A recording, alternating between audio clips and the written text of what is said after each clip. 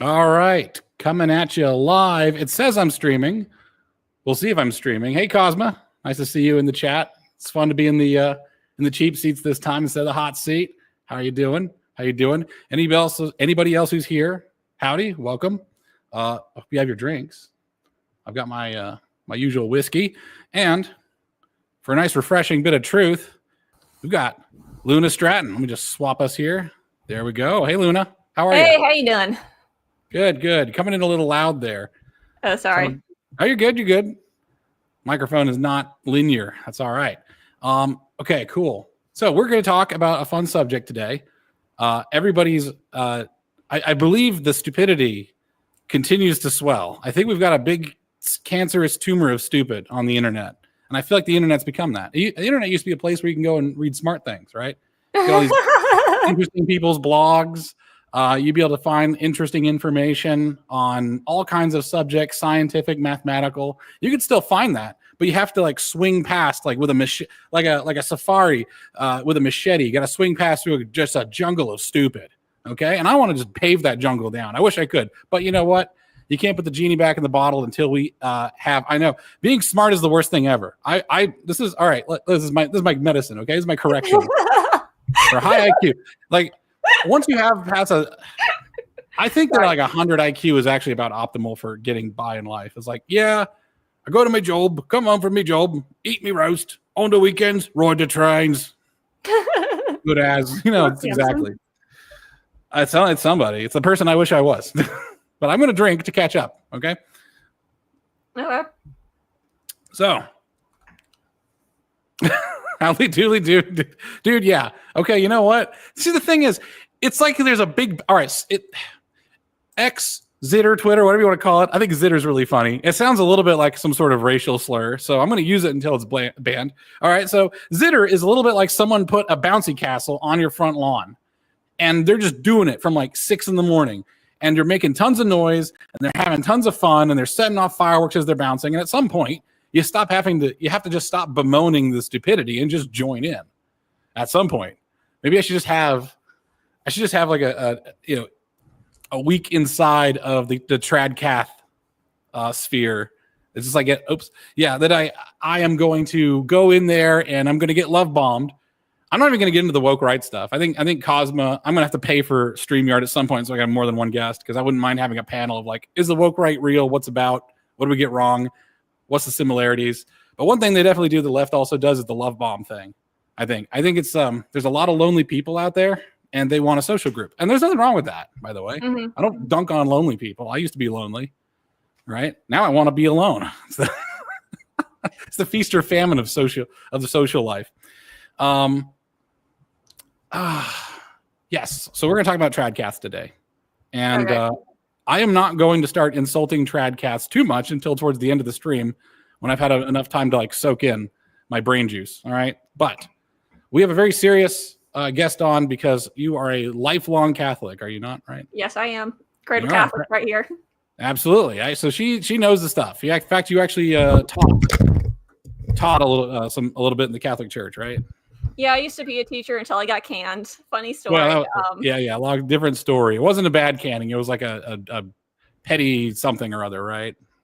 They got mad that I taught out of the Book of Judges. And yeah. Like, it's a book in the Bible. What did you expect? Badass. I mean, yeah. All right. So the people think that God is like this cruel, horrible person.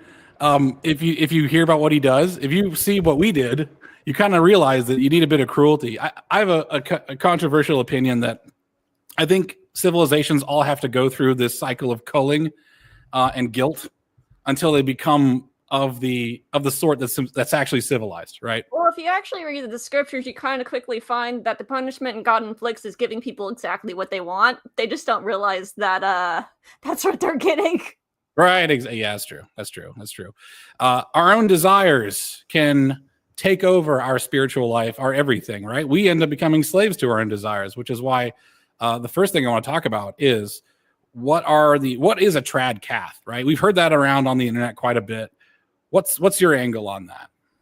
Okay, so while ago, I started seeing the trad Catholic phenomena, and I initially thought, like most people do, that they just want to bring back some of the old traditions, and that is actually not the case. So their primary beef is with something called Vatican II. So the Catholic Church has these giant councils that they'll occasionally call. Vatican II Mm, is one of them, and unlike most of these different gatherings that they call, Vatican II was not over a specific issue. It was more of just kind of cleaning out the church and all of these old traditions. Well, not necessarily the old traditions, but sort of the things that got tacked on over time. It's like cleaning house. But right, because the Catholic Church is a nearly a globe spanning group at that point, right? And it's yes, globe spanning group. It's got a 2,000-year-old history. Wasn't then, but close enough. yeah. And you don't go 2,000 years roughly without getting a lot of baggage tacked onto it. But And this stuff had its purpose at the time, but like when I was talking with the Mormons, I always asked them like, why do you guys have a prophet? Like, why do you guys need one, right? And their explanation was that stuff changes over time. Like the truth doesn't change, but the people do. So what was effective like in the 1400s is not necessarily going to be as effective today, right? Especially in terms of language. But we're going to get to the language here in a bit. But yeah, the trad cats are like Vatican II was made to say let's do an audit, let's take stock of what's going on in our own church. How can it best serve, right? Because all churches, I think, all churches serve, all cults extract, right? That's the difference, right? So the church is trying to serve people the best way they can. So they go through Vatican II. Who named it Vatican II, by the way? Is that their initiative? I'll get to that in a minute. Okay. Sorry. Oh yeah, go for it. Sorry. So primarily what the traditional Catholics are trying to do is reject Vatican II, and that kind of technically does make them heretics because they want to basically go back to the rules and stipulations that were before this council. And one of the things that they do are like they're very pro Latin Mass, which the Vatican II does not get rid of. In fact, Right. all it did was open up the Mass to different languages. Also, what Vatican II, sorry. You're good. No worries. What Vatican II also did was sort of try to bring back the bridges between Catholicism and other Christian groups. So they try to, there was a lot of burned bridges over time, especially with the Protestant Reformation and some of the early schisms. And they're trying to sort of reestablish some of these connections that were lost. There was also a lot of issues in the hierarchy of the church. There was a lot of things like that Vatican II I can't talk. No, you're good. Sorry. That Vatican II tried to deal with. But basically, the traditional Catholics want to go back to the Latin Mass, want to go back to the way things were before this went into effect.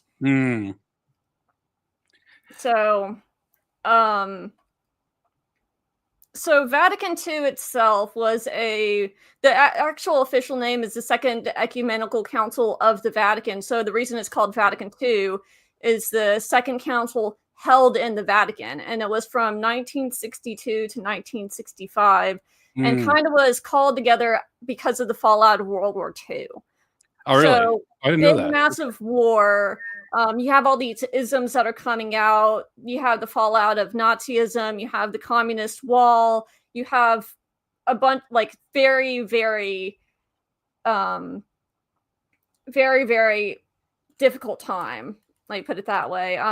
Right. So it was called by John the 23rd, who died in 1963. So he didn't see it through.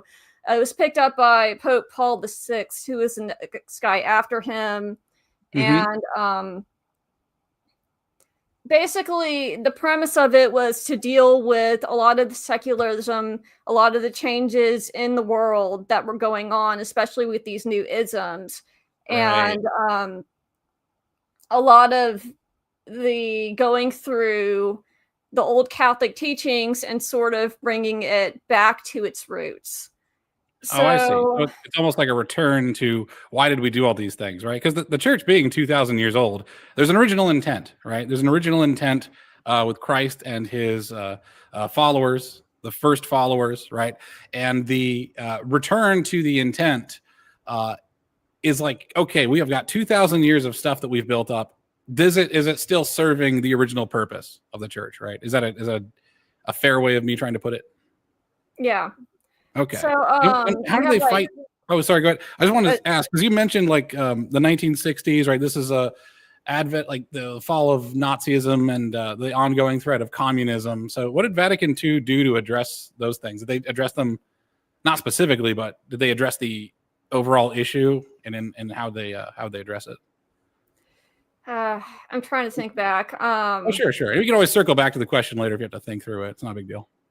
Yeah, I know that a lot of the stuff it tried to do was to make it more accessible to the people, which is why they opened it up to the vernacular. One of the things that they were trying to do was to sort of heal the world after what had happened with the war. Mm, There was a lot of like different letters that were written on different things like so feminism, fascism, socialism, communism, relativism, these sort of things.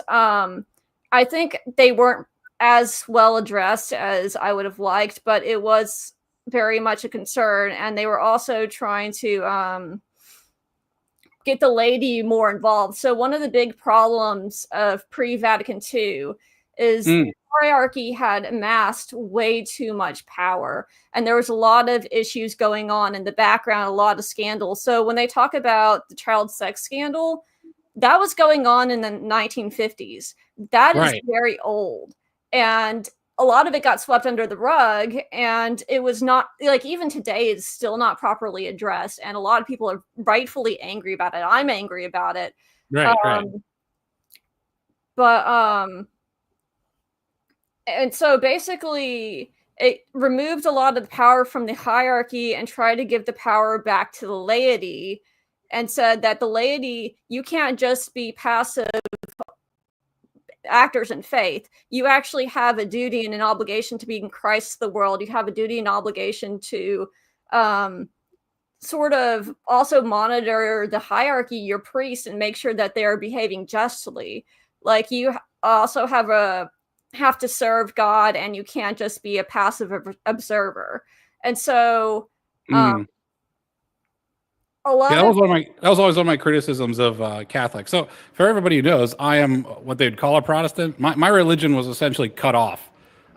My family was converted several generations ago in the Dutch East Indies, yeah. and then as soon as the Asians started getting guns and knowing how to use them and getting on boats, pretty much all the Europeans skedaddled pretty quick, which left us cut off. Which was funny because we're Christians in a hyper Muslim country, so we get to play the Book of Acts on our own. So more or less hiding, like not hiding, but you're not going to celebrate Christmas. Let me tell you that, right? And you're going to have to feed Yeah. your own. You got to see to your own faith. So one of my criticisms of a lot of Catholics that I talk to is that they sort of put everything on the church. And it's like, no, you have to do all the work. The church is structure, but it's not doing the work for you. Like the priest You might have to tell go you do the that legwork. You have to go talk to people. You have to bring them to Christ. You have to go out, feed the hungry, heal the sick, all that good stuff. And yeah. I usually look at someone's family, and that's kind of what I see, right? Like, so if I see someone whose family is a hot mess, I'm like, okay, well, you're not doing a great job as a Christian, all right? You should work on that because that's your first overall concern. That's your charge, right? Anyways, so I would get a little bit. That was one of my criticisms of a lot of Catholics I would meet, and I don't meet that many, right? I met more Mormons than I met Catholics, strangely enough. oh, really? Yeah, despite I don't know, I just ran into them.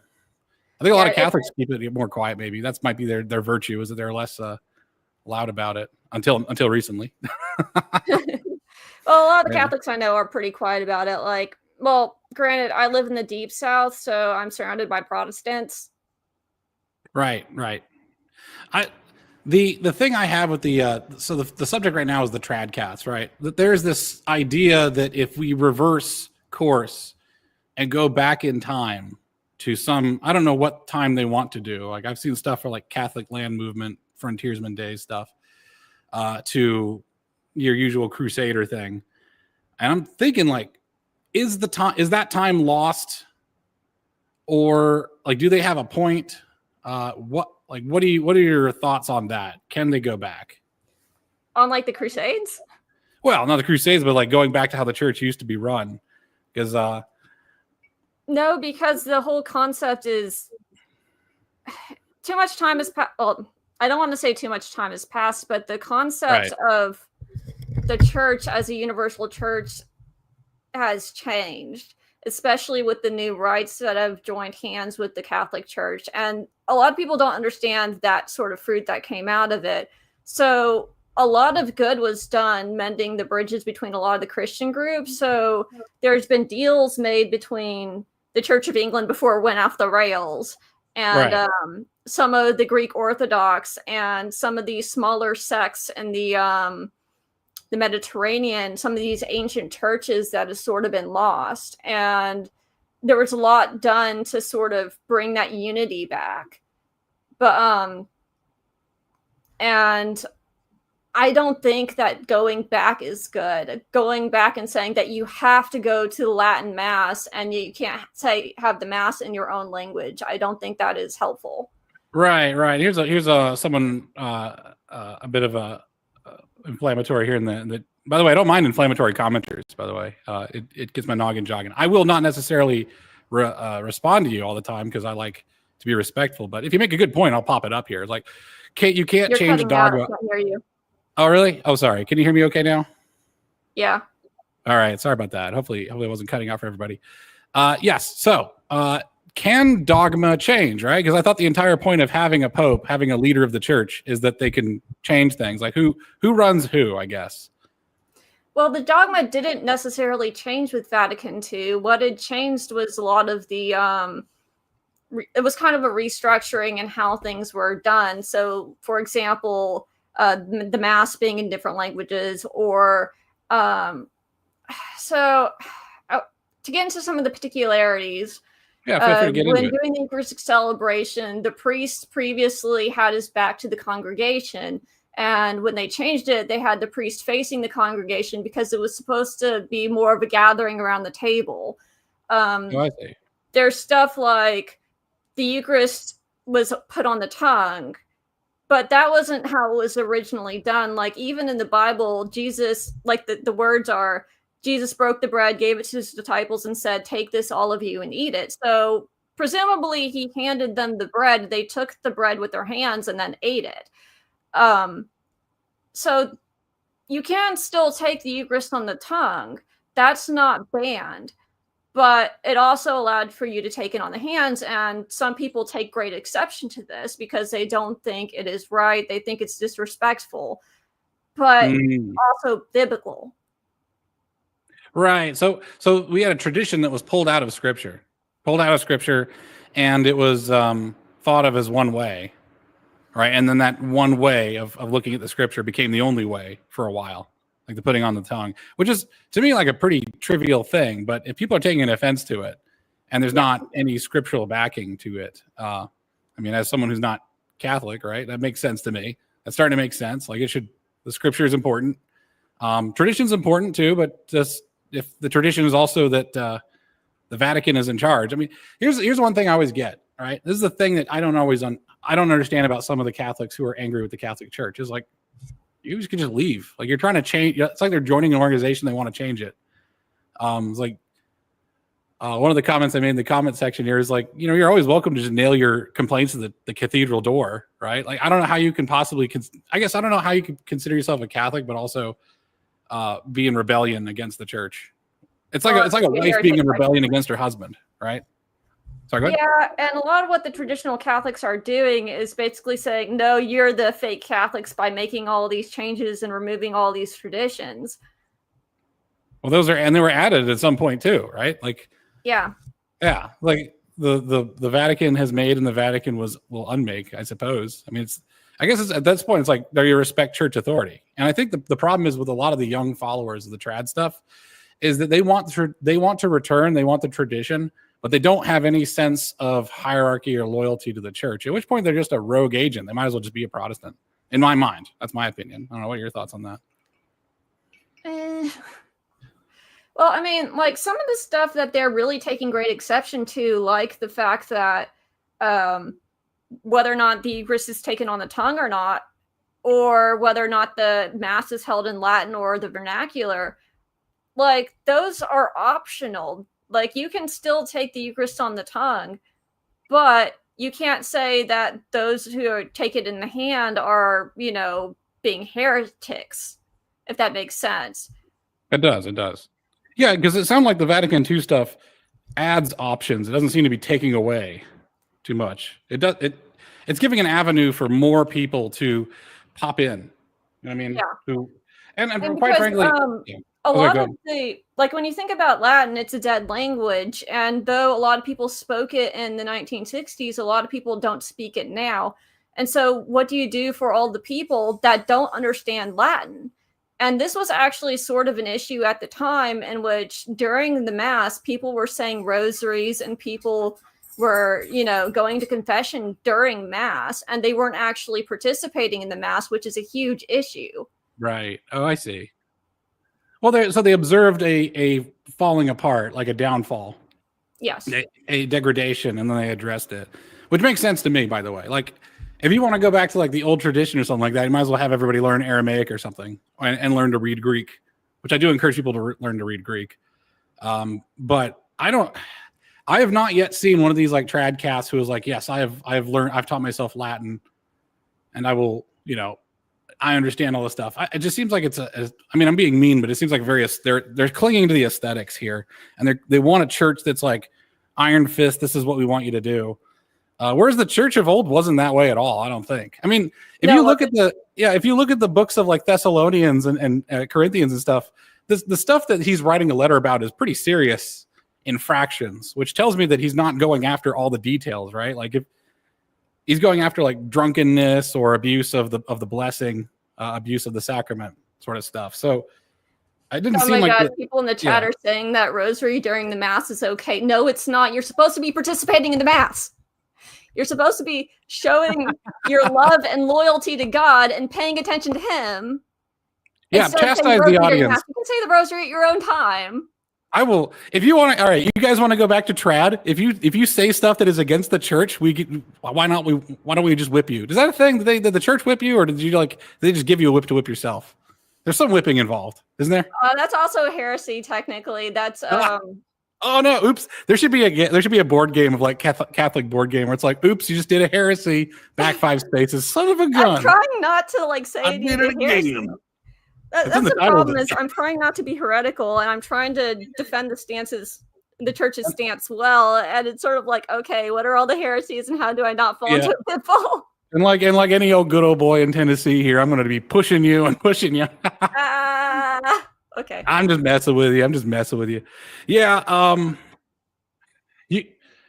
It's about authority. That's the whole thing to me is about like who has authority, because every part of the scriptures, right?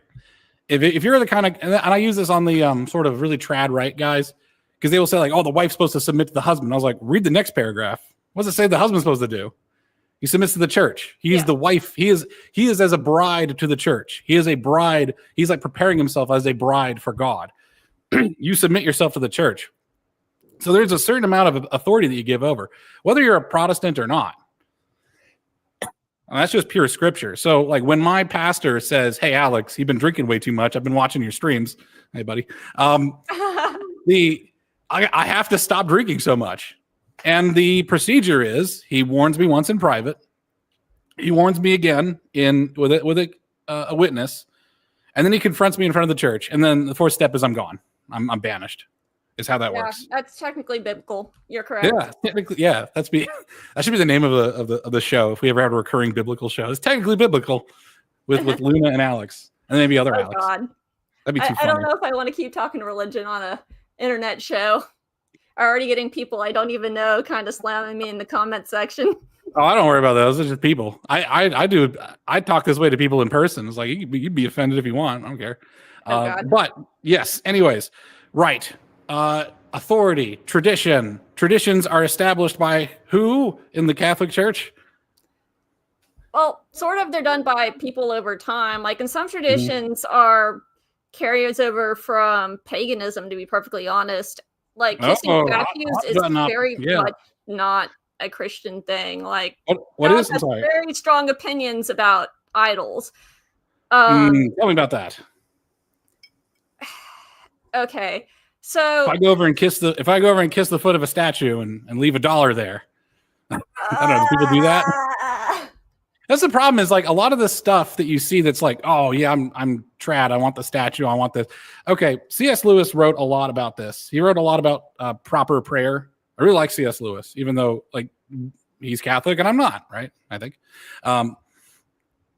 Is that when you start praying and you like look at a corner of your room when you pray, like you start to pray to the corner of the room. If you look at the crucifix when you pray, you start to look at the crucifix, and that becomes in your mind the thing you're praying to. Whereas God is not those things, right? And you start ritualizing behavior, and it becomes less earnest. That's why, like, the sort of rituals that you do in a church, to me, are the beginning of your faith. Like, you're supposed to be doing a lot of things that are very heartfelt. Like, one of the cringy things I do in private is every prayer I do is I sing it. Okay. That's just how I feel, you know. Basically, I like a lot of the art of the church, and the art of the church belongs to God. So a lot of people over a long period of time have made these beautiful cathedrals and beautiful pieces of art. God like stuff. Okay. Yeah, and I think like all great pieces of art, it's something to look at and to contemplate the different people, what they've done, their contributions, and sort of how their sacrifices can apply to your own life and make yourself better. But they are not things to be worshipped. Like a piece of art of Mary is just a piece of art of Mary. It's not her herself. And I don't hate the images or the icons. I see them for what they are, which is a beautiful reminder of, you know, what it's representing.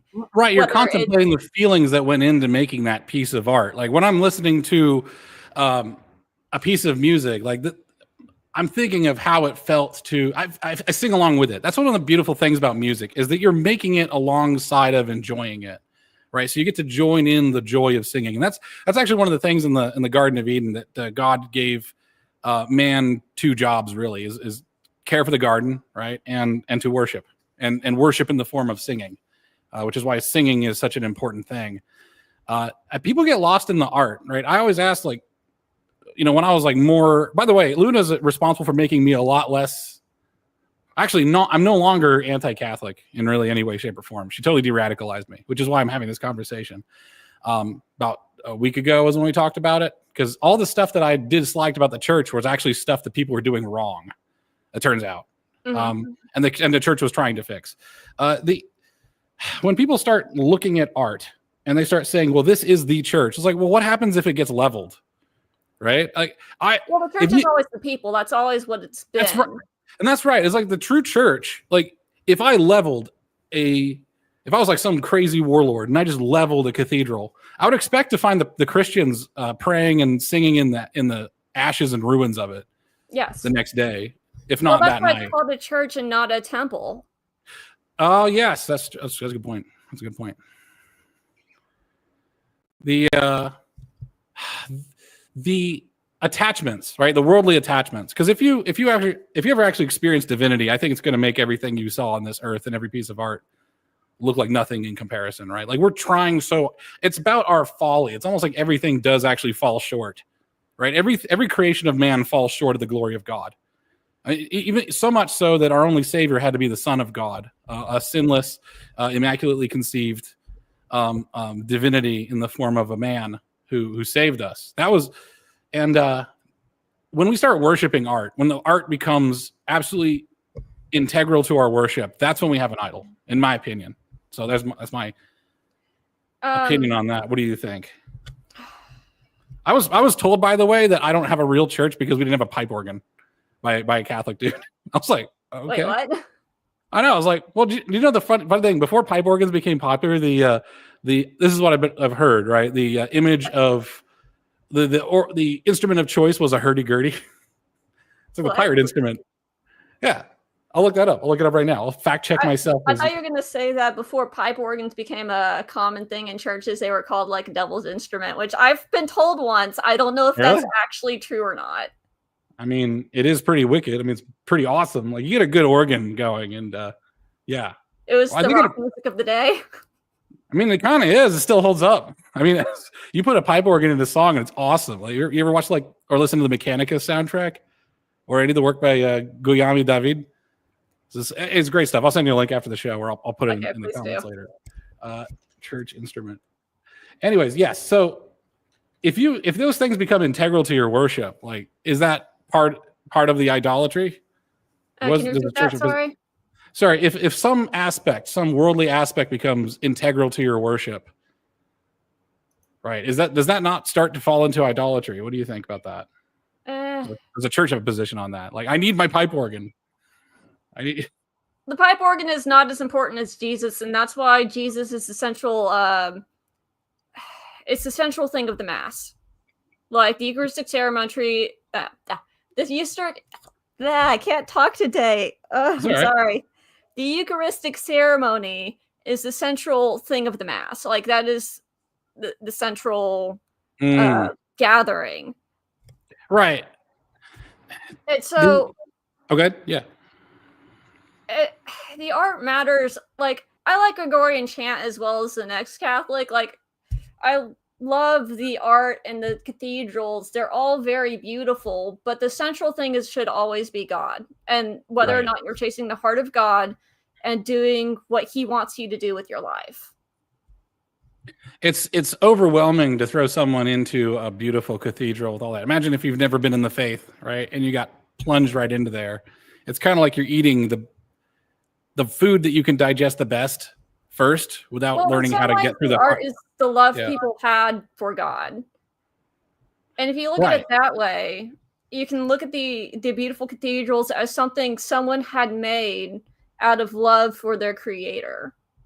Well, that's exactly what I was saying before, is that the art is just a reflection of that, right? And people start to fall really in love with the and you can't see into someone's heart, by the way. Like, so it's hard to judge people, and it's not actually our calling to judge people. But you can start to tell that people start to fixate really, really hard. And that's why it's throwing off my alarm when I see the trad Caths, because they're going 100% for that aesthetic, for those things. It's like, I need to be pipe organs. I need to be art. Don't ever change it. Don't ever change the tradition. Don't ever, and it becomes a fixation on what was versus what's inside of them and what their relationship is with God. Because frankly, if I converted to Catholicism tomorrow, I really wouldn't give that much of a hoot about the aesthetics. Yeah. Because once you have a relationship with God, all that stuff doesn't really matter. It's just beautiful to see what went into someone else's relationship, if that makes sense. You know? Yeah, it makes sense. But a lot of the contention I have with the traditional Catholics is that they're pushing people away from God. Like people, one of the things I feel like God really wants is more people to come to him. And you look at the poor, the people that you think are dregs of society, probably like the leftists, your blue-haired feminists, all the people that nobody likes, the OnlyFans girls, a lot of those people, God still loves them and wants to reach them. And if you are so stuck in your ways about your aesthetics and your pride and saying that this is the only way and shutting those people out and not giving them a chance to repent and find God, you are doing yourself or God you're not doing yourself or God any favor.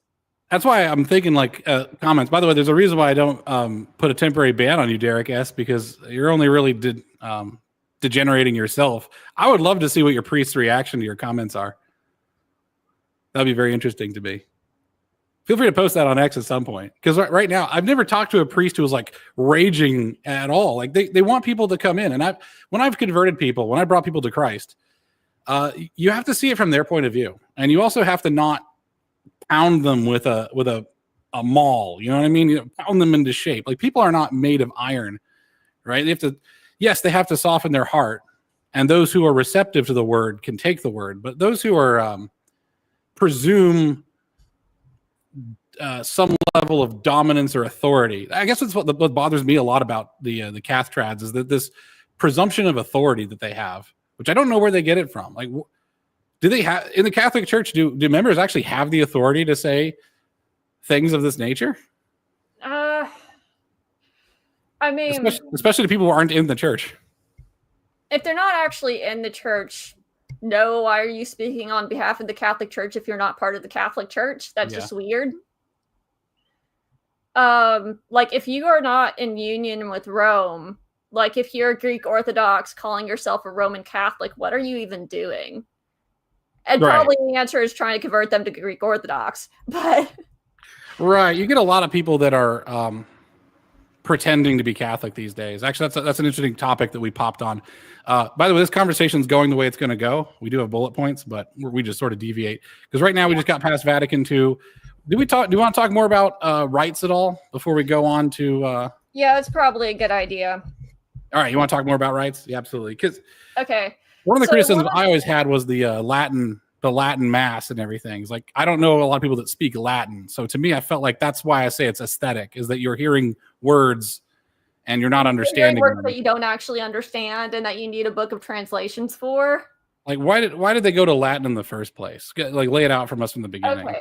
So back in the ancient days, beginning of the Christian religion, there was more than one rite. There was the Alexandrian rite, the Armenian rite, the Chaldean rite. A lot of these ancient churches that have been around since like the first, third centuries and have always sort of been there. A lot of them have unfortunately been wiped out. Some of them still persist today. And they perform the Mass in the same way as back 2,000 years ago. Right? It's kind of amazing. So the Latin rite is just one of the different rites that have persisted throughout the years and is sort of the standard of the Catholic Church, which is the headquarters are in Rome, right? So Vatican City is located within Rome. And so basically, when the Catholic Church started converting Europe, the lingua franca was Latin, and so that was sort of the common language everybody sort of knew because of the Roman Empire. So so that was a chosen language, and it was chosen because it was common. People understood it, and because as a sub reason for why it was common was because of the empire.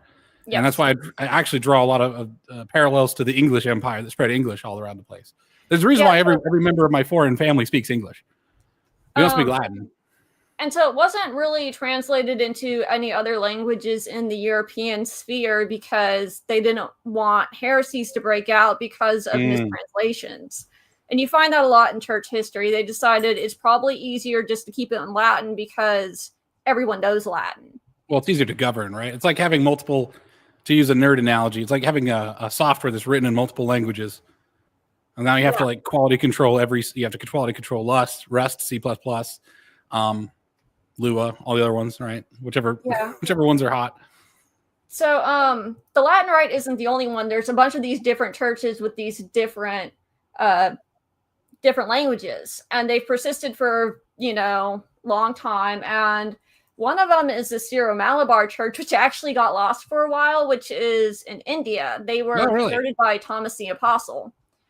And then they were refound. And part of the lessons against what the traditional Catholics are doing, you can be found in what had happened between the Syro-Malabar Church and the Catholic Church.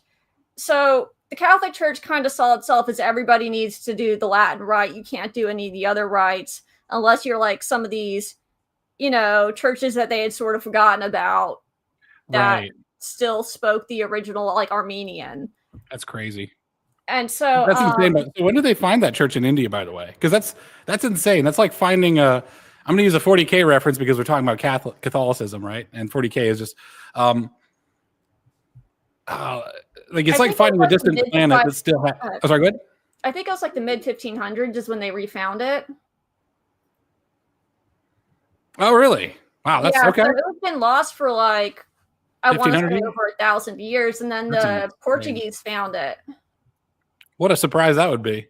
Yeah. And so basically there was a couple of schisms in the mid 1500s over who the successor of the church was in India and whether or not they were going to follow the Latin Rite or not and join hands with the Catholic Church. There was the Synod of Dampier in 1599, which basically the church was trying to figure out how to deal with these Christians they had just found. And they decided that, well, they have to go say the Latin Mass. They can't say it in their own right. It's been established since the days of Thomas. They have to say it in the Latin. And there was something called the Cunean Cross Oath in January 3rd, 1653, where they basically refused the authority of the church. They refused the authority of the Jesuits and the Portuguese, who had dominance over the area.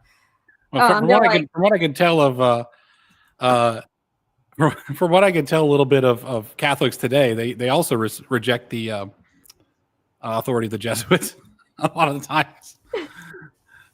I've never heard that as much as trad Caths can hate, right? I've never seen them hate anybody more than the Jesuits, which is always funny because I actually don't know anything about the Jesuits other than they had cool robes in Japan.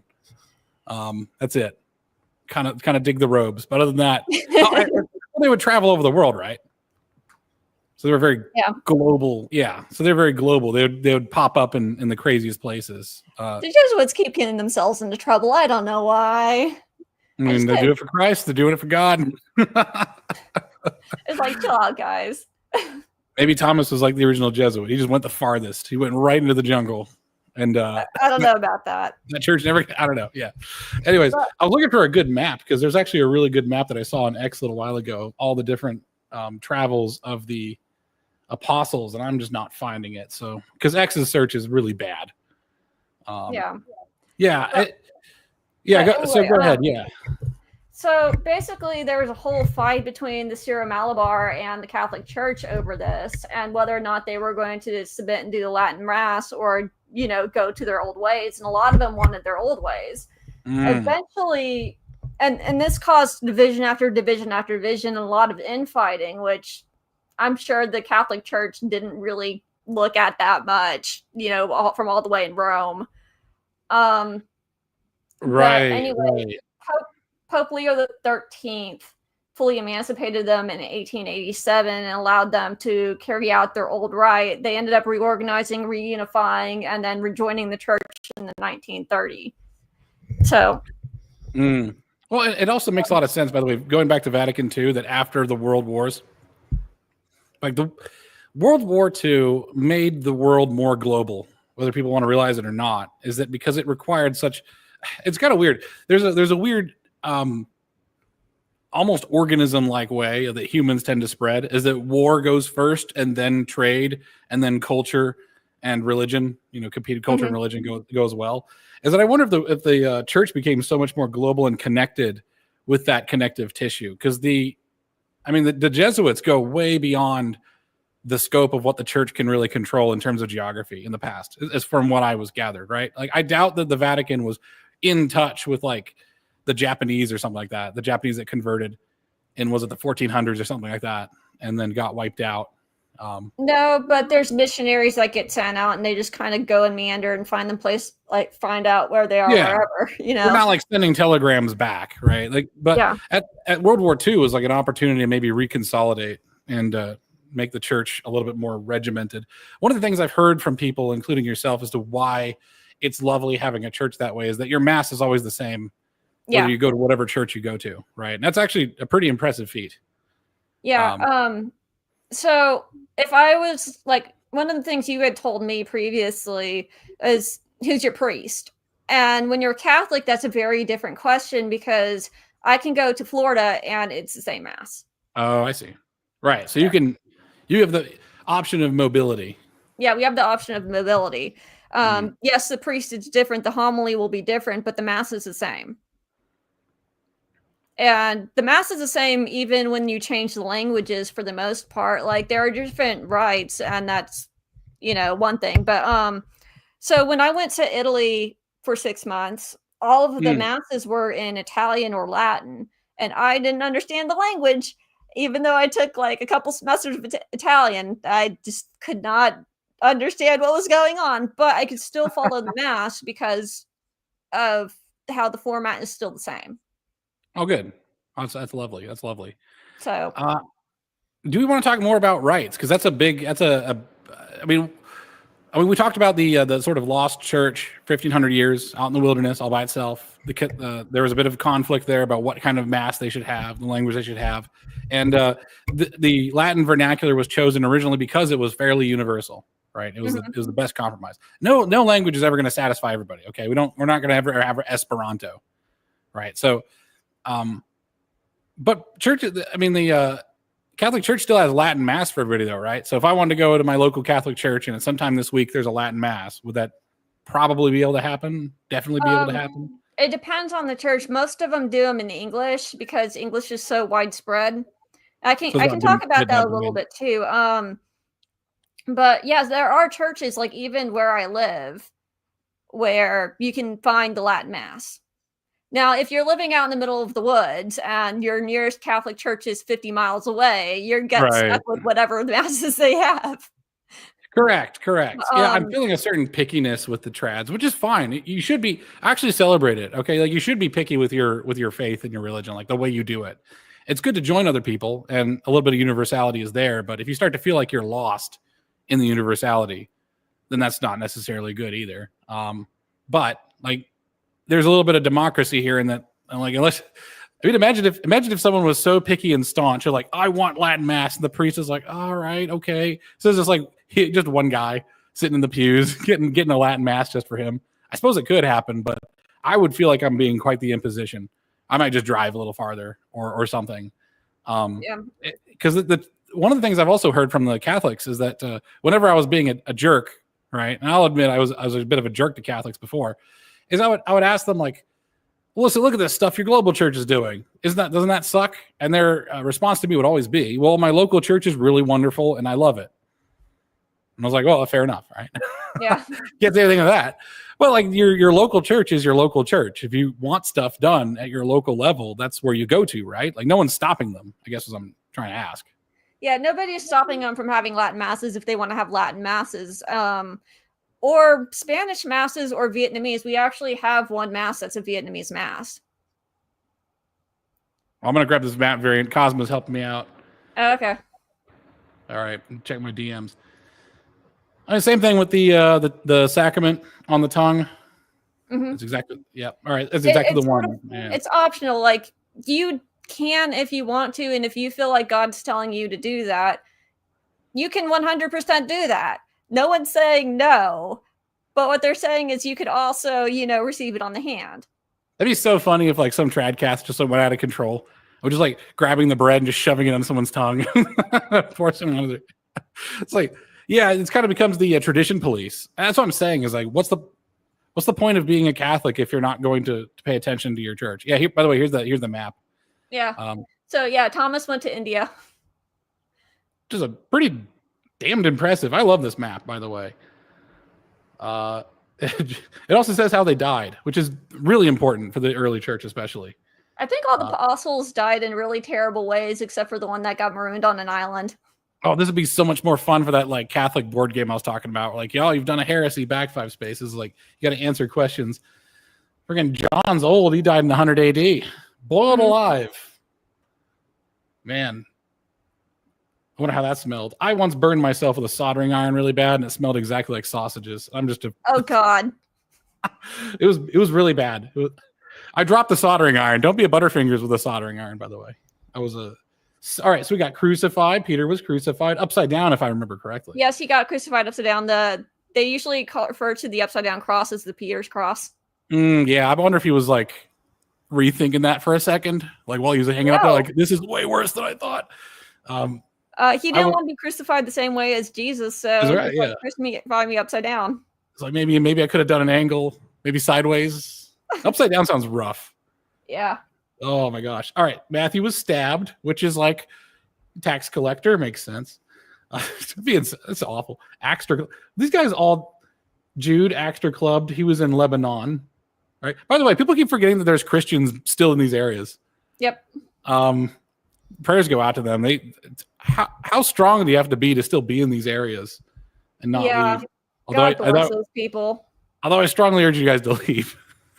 I mean, you do you. Maybe you have a special, word from God. God speaks to us in many ways, but I'm a massive coward, so I would leave. Judas hanging suicide. James the Greater was beheaded, and James the Lesser was clubbed or crucified. This is like there's like Christ the movie, and it's like the end credits, in the 1980s movies like Ferris Bueller, where it says what happened to everybody. This is horrible. Crucified or sawed, not quite sure. Well, Paul was beheaded too. Paul was beheaded too. Thomas eventually got speared. Yep. Oh, he's down there. Oh my gosh, he's towards Sri Lanka. For some reason, I thought he'd be a little bit closer to to Pakistan, modern Pakistan. Anyways, sorry, we had a map break. Apologize. I think everyone's got a little touch of the tism, so like maps are kind of fun. Oh, thanks, Alex Ogle. Really appreciate that. Oh, thanks, man.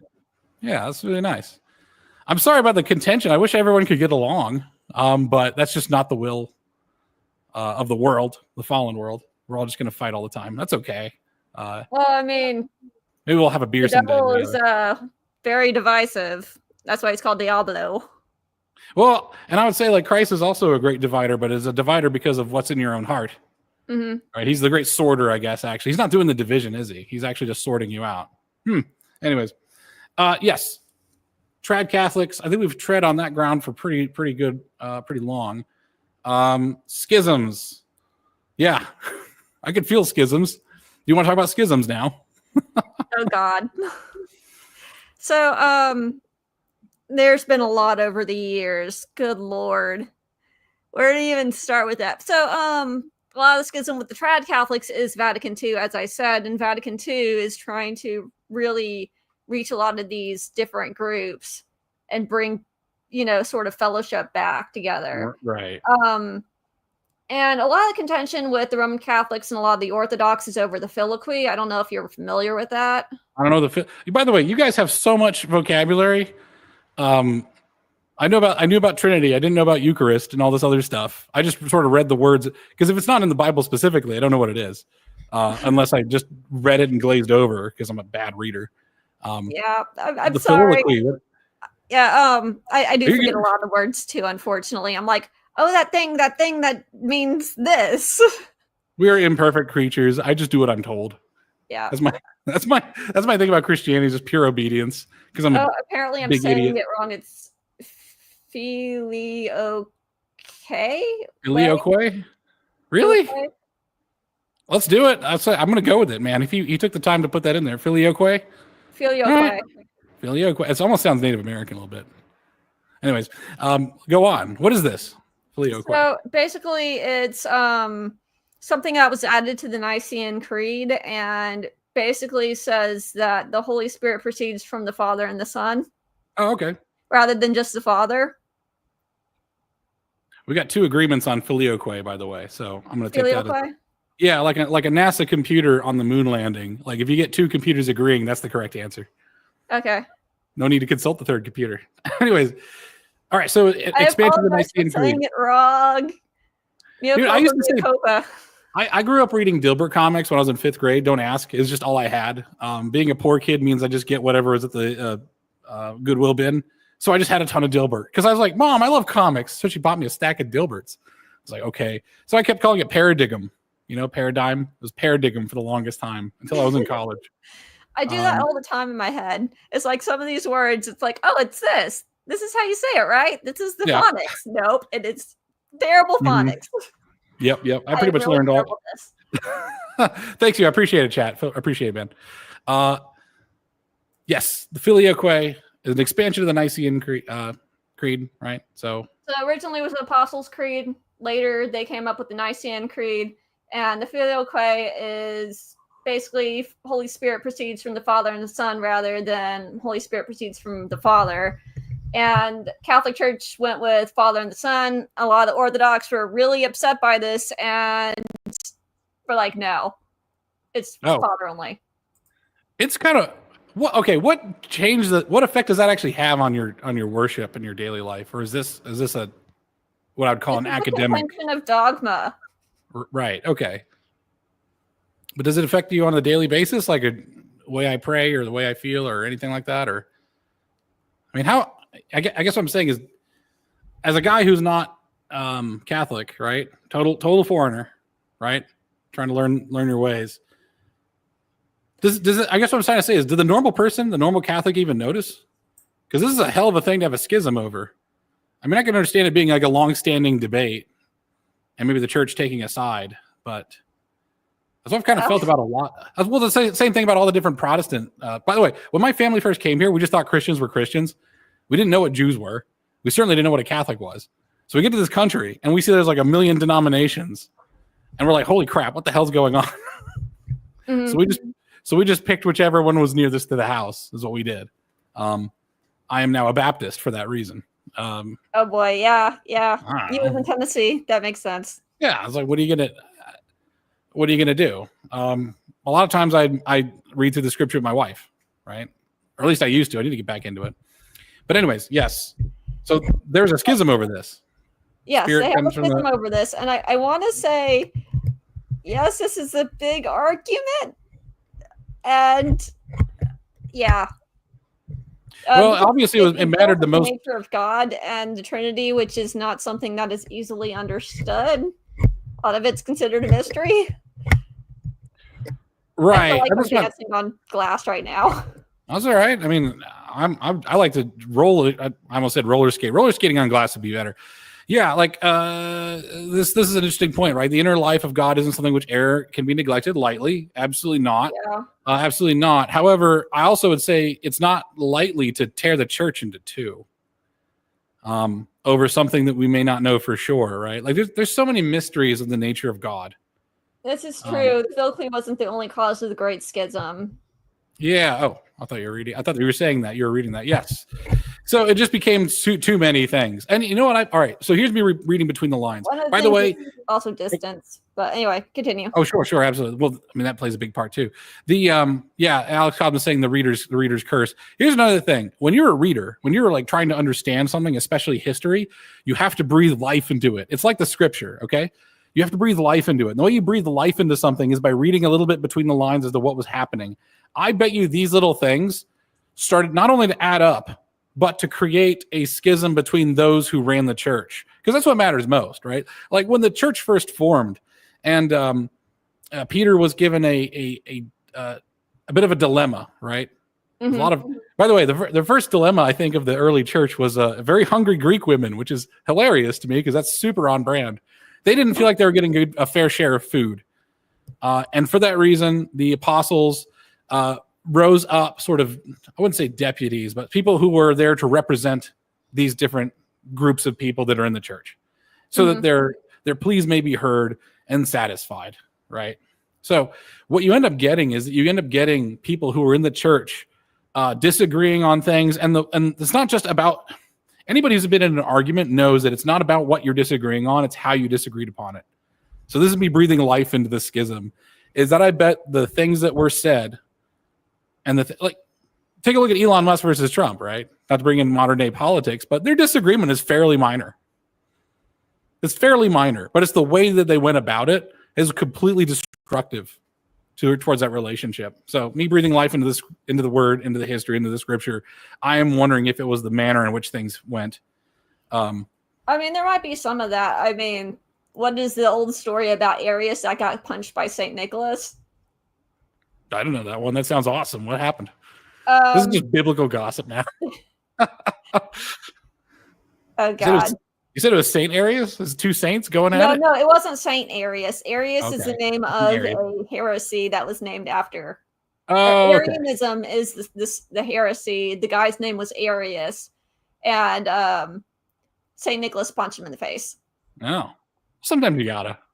I should know, I guess. I think Arianism is the one where it's like Jesus is not divine, he's only human.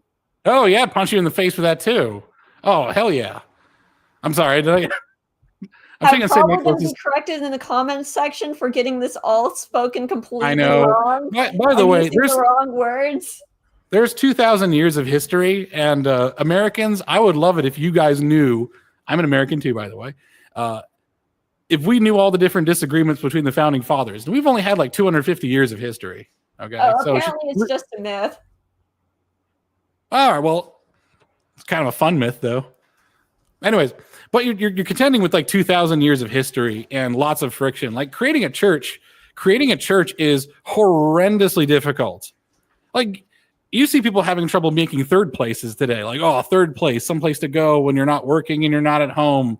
It's like it'd be a struggle to make a pub, let alone a church where people are giving their heart and all their time and their tithes to the church for heaven. Like, good Lord, it's a difficult thing. So I think we take for granted how difficult it is to run the church. And then from the cheap seats, I see a lot of people, trad cats included, just throwing stones at the church, throwing stones of judgment.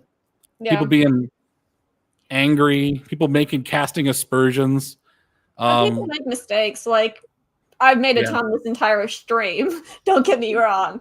But and I've worked at the Vatican for 6 months. It's not easy. And you see a lot of what's going on. There's a lot of politicking. And we're still humans, What? We're still humans. We're going to do that. And there's a lot of things that Pope Francis has done that make a lot more sense to me just because I worked in that environment. So basically what I was doing in the Vatican was the Pope wanted to host an event. And so we were sort of brought in to help organize the event. And I was part of the team that came from America. But they came from all over the world. There's one guy from India, one guy from Brazil, a lady that was from both Canada and Lebanon. So an eclectic bunch of these people came together to help with this event. And we couldn't even get in contact with the Pope on certain key decisions. We had to go around his entire office because his office was blockading us. Oh, yeah. Yep. The secretary has a lot of power. That's how Stalin got. Sorry, not to go to communism, but like that's how Stalin would do. If the secretary doesn't want you to do something, they'll block you. Yeah, and then so that's why I always flirt with my secretaries. Sorry, go ahead. Yeah. And it's like, who's the Pope talking to? And I remember at the beginning of Pope Francis's term, he would just disappear, and then they were freaking out, and then they find him helping the poor or doing, roaming the streets, just talking to people, and they would drive them nuts. And I know one of the things that people criticized Pope Francis a lot for was his stance on the Green Deal. And I sort of heard the story behind that this one guy came and said that these policies are really affecting the poor the most. Like, if you don't save the planet, the poor are most affected. Right. And of course, which has a heart for the poor. And which poor, right? I mean, he's talking about the world's poor, like the third world. The third world. Yeah. And it's like, if you industrialize a nation, like a lot of the coal factories and stuff are not cleanly done like they are in the United States. You poison the rivers by dumping a lot of those chemicals in the river. And then, poor most affected, but really it's everybody affected that uses that river water. Right. There's so much. The thing is, everyone is human, right? And we're all fallible. And that means we have to have a certain amount of understanding of each other. But I find that there's so much open disloyalty. If I was Catholic, right? I would probably keep my mouth shut about anything that I don't have direct control over. And the words would have to mean something. Like, it's going to make a difference, right? If I was going to say something disagreeing with the Pope, it would have to be like in his presence and able to like influence him. So, right. And when you want to influence people, you have to talk very gently, right? That's another reason to go back to the trad cats, is that their approach of being like really vitriolic. It's the reason why I hope Derek is still watching. I mean, you're not a bad guy, Derek, but like, you're just such a good example of that. The sort of inflammatory nature of a lot of people doesn't tell me they're trying to change minds. They're trying to force minds, which I find to be demonic in nature. But I don't think that's helping at all. Like, saying that your way or the highway, especially when the church has said, no, that's not helpful at all.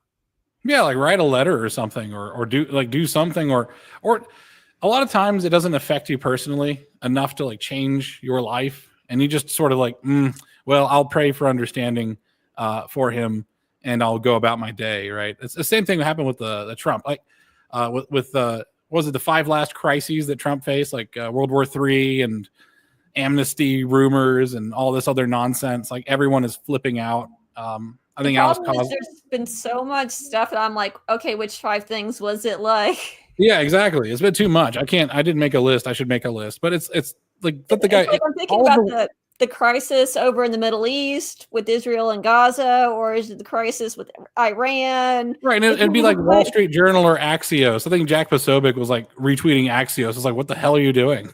We wouldn't have wiped our butts with that rag a few years ago, and now you're quoting it as an authoritative source. It's like every rumor, every stupid rumor is now being brought forth as a thing, as a crisis. And this is all right. And this is what the real crisis is. It's a crisis of modern loyalty. So what if you hate modernity? Oh yeah, Hulk Hogan, man. Hey, pour one out for Hogan. Yeah, one drink for the Hulkster, guys. If you got a drink, drink it. If you don't, bow your head. Say a little thanks to the Hulkster. He was baptized 2 years ago. He was baptized, I think. So now he's a real brother. Yeah. Congrats to him. I hope that they really open him with open arms and the pearly gates. It'd be really funny to me, by the way, would piss the trads off the most is if everyone who surrendered themselves to Christ in the most in a sincere way got through. Because once you're faced with it, once you're faced with the majesty of the gates, or just the fact that there's anything on the other side, we'll see. That's what I'm saying. I'm not saying that's necessarily what's going to happen, but it would piss the trads off because the trads seem to want a lot of people to go to hell. And I was like, that's not nice. You want people to go to heaven. That's why you want them to correct your ways. Yeah, you'd be nice to everybody. Exactly. We should all want everyone to repent and be saved. Some people do need an ass whip. Sorry. I'm talking about my own family members. Oh my gosh. I told you some personal stories about me and my mom, but like I'm sorry. Yeah, there's some, but you have to have authority to do the ass whooping. Like my own family is one thing, okay? But like random dudes on the street, although I would kind of think the flex of like a dude dresses like a Catholic with like just a whip and he's just whipping you for minor infractions. I think that'd be kind of funny. God. That's like the crazy homeless emperor of San Francisco. It was like you kind of just think he's awesome at some point. It's like, oh shoot, here he comes. Gives himself a really old fashioned name. Mm-hmm. Right, Marius Clemens or something like that. I don't know. Anyways, yeah. I think we all fall short. By the way, yeah. So a lot to make up. Dude, we have a lot of stuff to make up. Your very existence is an abomination. This entire art, from the moment you're born, this is a punishment, and we fell for a reason because we seem to. And this is, by the way, tying things back. The trads back. The reason we fell is because we took our own willpower and desire over that of the will of God. Like what I'm saying is that in this modern day, right, we have this crisis of loyalty, like where people aren't even willing to give the president who took a bullet for us 72 freaking hours. If people just waited 72 hours to see what happens rather than freaking out all right now, like when you're on a ship with a captain, he's going to say stuff that doesn't make a lot of sense. Like the first time you're ever in an enemy engagement on a tall ship, I bet you when the captain says turn toward rudder to starboard, like steer right into the enemy ship, you're like, oh my God. And then the enemy ship like pulls a hard rotate and they're about to get broadsided. Yeah, you're probably like, are you going to mutiny right then and there? Are you going to run the captain through for being crazy, or you're just going to let him cook for a second? Because if without a captain, we're screwed. Right, and without a pope, the Catholic Church is screwed. And without a president, America is screwed. And without God, we're all screwed. So it's like nobody has any loyalty. Just your loyalty should be. But at the same time, it's like if I see something wrong, I'll bring it up, and I hope that they address it. But correct. There's a protocol. Like it's not like we're just blind bootlickers.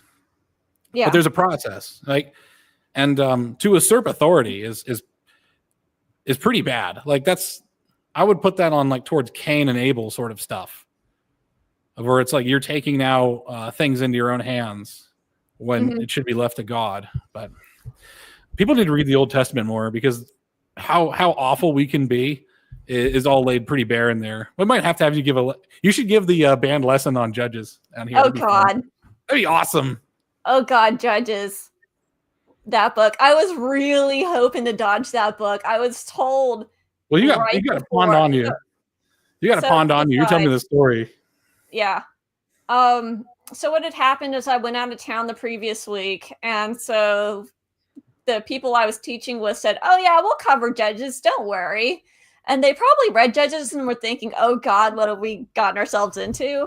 And so I came back hoping to cover the next book, and they did not cover Judges. And I'm like, "Oh no, this is not what I studied. Oh no, what do I do?" So I guess we'll cover Judges. Oh, by the way, I told them from the beginning. This is a good comment.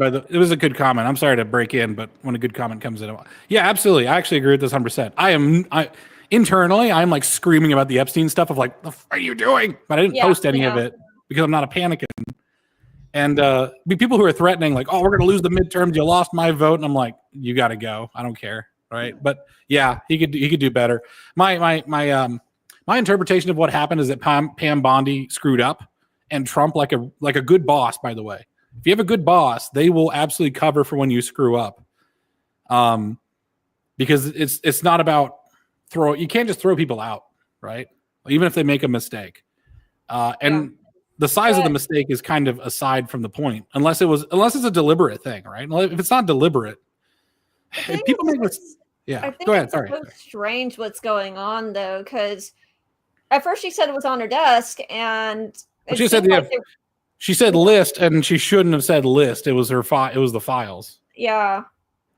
The whole thing is so bizarre. It's hard to make sense of it because it seems the complete opposite of what was said months ago, and you almost wonder why. That whole thing was poorly handled. I think. Yeah, it is his brand to fire people, but you got to remember that she's also a lady, and Trump has a soft spot for ladies. It's just true. Maybe I don't know. People also get soft when they get old. Yeah, I'll bring that actually back up. Yeah, it is his brand to fire people though. That's what I thought he was going to do.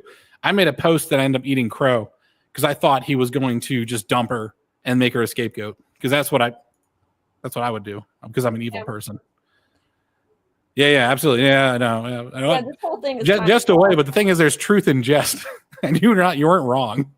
Anyways, sorry. Yes, I wouldn't mind having you on to give some fun biblical lessons and get way into it. If you want to, I don't know if I want to do that. All right, that's fine. We'll talk about it in private. It's all good. That's what I would. That's what I would want. Now, if she wants it, that's a different story. It would actually be funny if I had you do that for me in private, and then I try my best to regurgitate it, and then you could just be in the comments correcting me. Going, boo, you did this wrong. You did this wrong. I know. I just need to hear sweating and drinking and sweating and drinking. Yes. It's been me for the past hour. Yeah, I know, right? I'm just over here like, that's what I find is an issue is with loyalty, right? And I find that I don't know what's in the mind of the Trath Cads. I feel like in their hearts they may be genuine, but tremendously misguided. That's why that's what I hope. So it's probably true. A lot of them are very young, aren't they? Like Gen Zs. From what I understand, yes. The ones that are actually Roman Catholic, yes. A lot of them are like their 20s. Are they I wonder if they're going to church. I don't know. Yeah, I don't know these people in real life. I know. That's the problem with the internet is nobody knows who they're talking to. Right? And everybody's afraid of sharing personal details because it's like, hey, man, ain't that the truth, brother, though? I don't think I was spiritually mature. I haven't told this story before, but I had a huge stride in my faith when all of the effects of the world started weighing on me, and I became unbearable for my wife, and she actually left. My wife actually left me. And I was like, well, shit. I just started this channel, Men Are Speaking, and I was like, what the hell am I going to speak to now? Because I'm essentially a failure as a man. So I was like, okay, if I'm going to be a bad husband, I've been a bad husband up to this point. Because, okay, here's what the world wants you to do is perform. Show. Where's your Lambo, as Andrew Tate would say, right? All this bullshit. We're long enough into the stream, I'll curse. And I just had to keep going and going and going and doing and doing and doing. And I didn't think at all about what my actual charge was as a husband. So I was like, okay, I've been blowing it up to this point. I'll at least let I her. remember you going through that. Yeah, and I said I'll at least let my wife like have her peace, right? It's the last thing I could do as a husband is give her some peace and closure and everything. And she ended up coming back after a while, right? So we talked through it. I will have to actually make a video on that at some point. It's been long enough that I'm feeling fairly confident. But it was a humbling experience, right? It's a very humbling experience. And yeah, many are spiritually immature and suffer from despair. The despair for a lot of young men comes from the fact they don't feel like they can ever measure up. And a lot of the stuff they see online about what women's standards are and what... It's not true. Dude, yeah, you can... I mean, one thing I do is I do like to talk to people. And unfortunately, when I talk to people, it comes off as flirting. And I accidentally, while I was like at a Cracker Barrel, flirted up a waitress. She's fairly attractive. And I was just wearing sweatpants, and I was like stinky from the road. I've been driving for 9 hours. I was like, you guys just have to be fun, you know, just be nice and fun. Right. I unjokingly, I very seriously say women don't know what they want. I don't think women really know what they want until it's in front of them. Right. Which is why I try to, like, whenever I'm giving women options, I try to pare it down. Like, women don't like decisions. They like choices. They like choices where none of them are a fail state. That's why we're so good at choosing what's for dinner. Well, I mean, the problem, and that's why you have to make dinner a non-fail state. It's like, I love everything. Everything is great. Everything you say, honey, is awesome, right? Oh, hey, Johnny, how's it going? Hey, Javi. So yeah, like when you're dealing with women, it's just, the thing is, a lot of men want to treat women like men, and women don't act like men. They don't want to be treated like men, no matter how much they think they do. But anyways, I'll have to have a Riz Up stream sometime where I just talk about how do you actually deal with women. And the thing we have to deal with is you have to have almost no investment, because early investment scares the heck out of the ladies. Like, you should be very, say hi, come over if you want to. You can leave anytime you want. No big deal. Well, I think part of the problem is to be, what does he want from me? And a lot of times that's pretty obvious. Oh, yeah, true.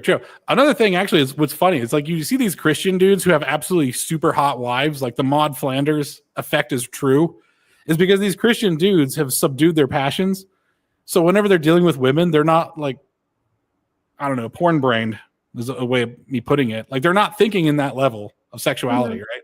Which means that, and women are really good at sussing out what you're actually thinking and what you're feeling, right? They're able to see your tells. Like, I wonder if women would be better at playing poker. I just think they don't like card games. But well, if we were bad at that, we might get you might get a crazy guy. Yeah, crazy guy and buried out back. I was like, 5 different things pop in my head. It's like the axe, the sword, buried out back.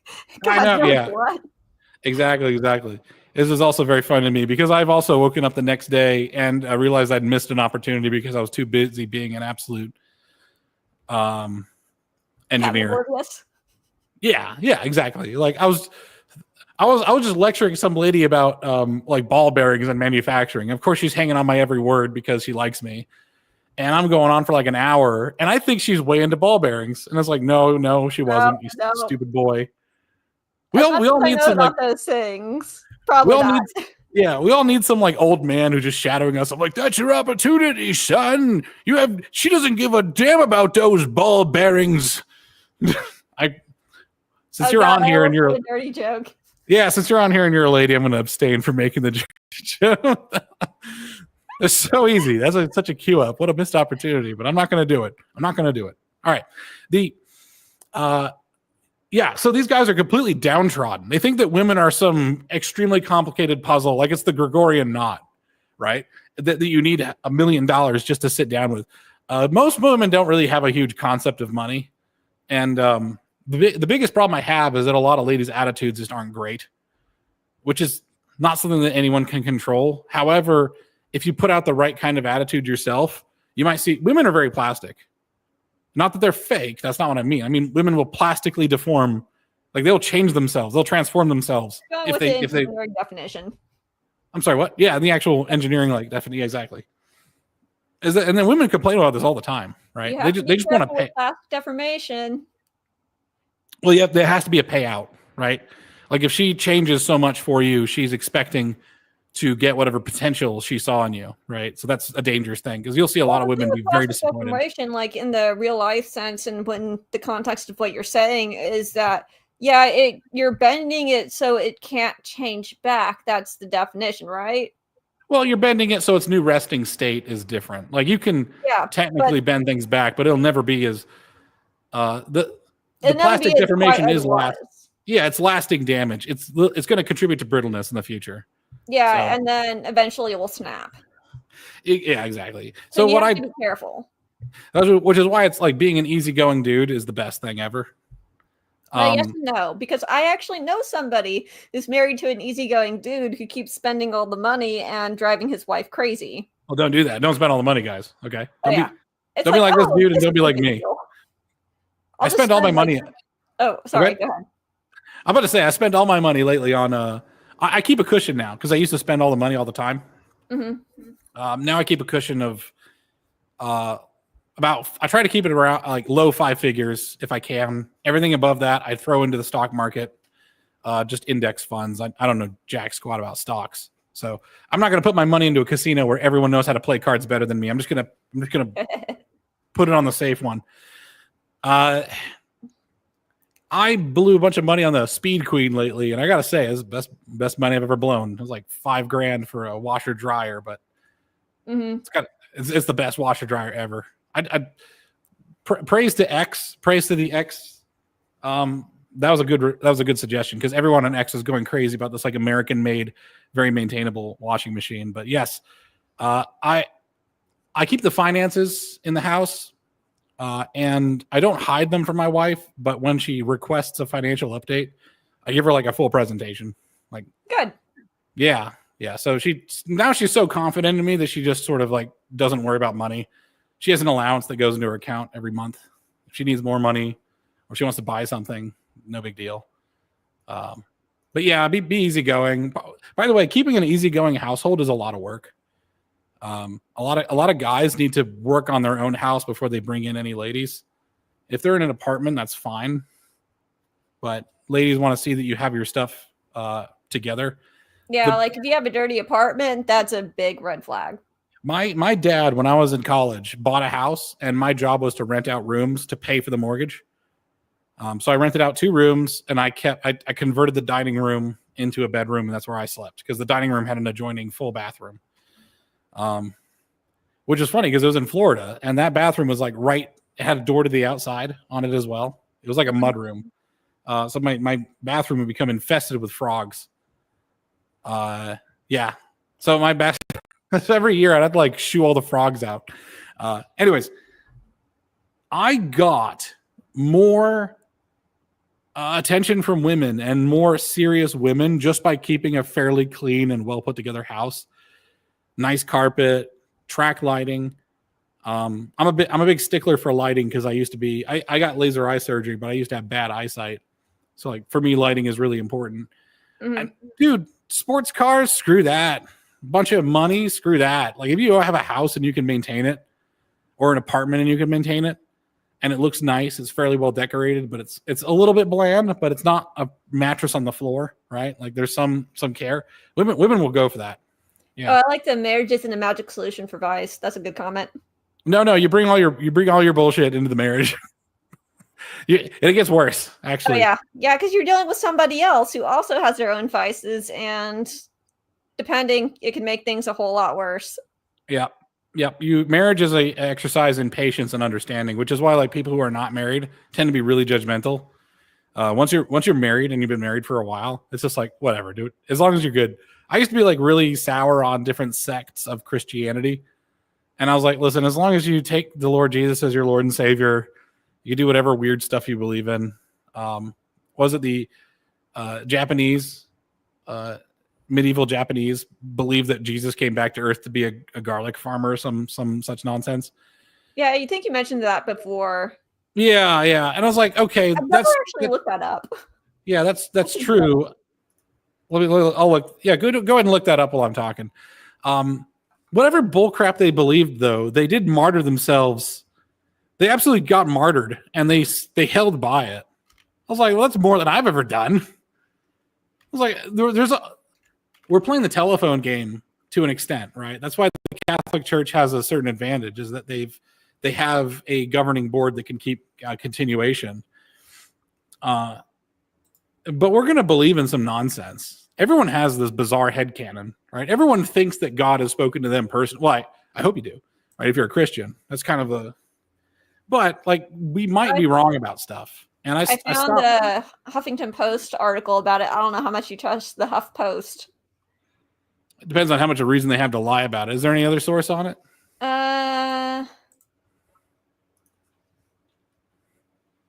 Worldwide Religious Net News. Yeah, I wish the problem is there's not like full books. I wish full books were on the internet. Like, there's a website like fullbook.com/ abolitionofman.pdf. I was like, there it was. According to this Japanese Jesus legend, Christ escaped Jerusalem, lived in Japan with family as a rice farmer. I was a rice farmer. Okay, so different kind of. Yeah, like they believe in some I think it's total nonsense, right? But they were willing to be martyred, and they all have accepted Jesus Christ as their Lord and Savior, and the only way to salvation. It's like, I'll deal with that.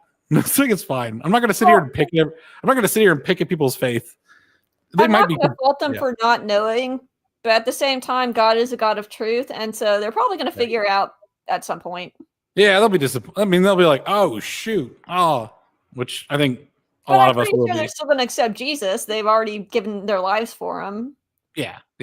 I think being a martyr is good enough. That's not good enough. I don't know what is, right? Anyways, yeah, the hopelessness that's peddled to Gen Z has made them so vitriolic, and I wish they had more hope. And maybe they will with the economy improving.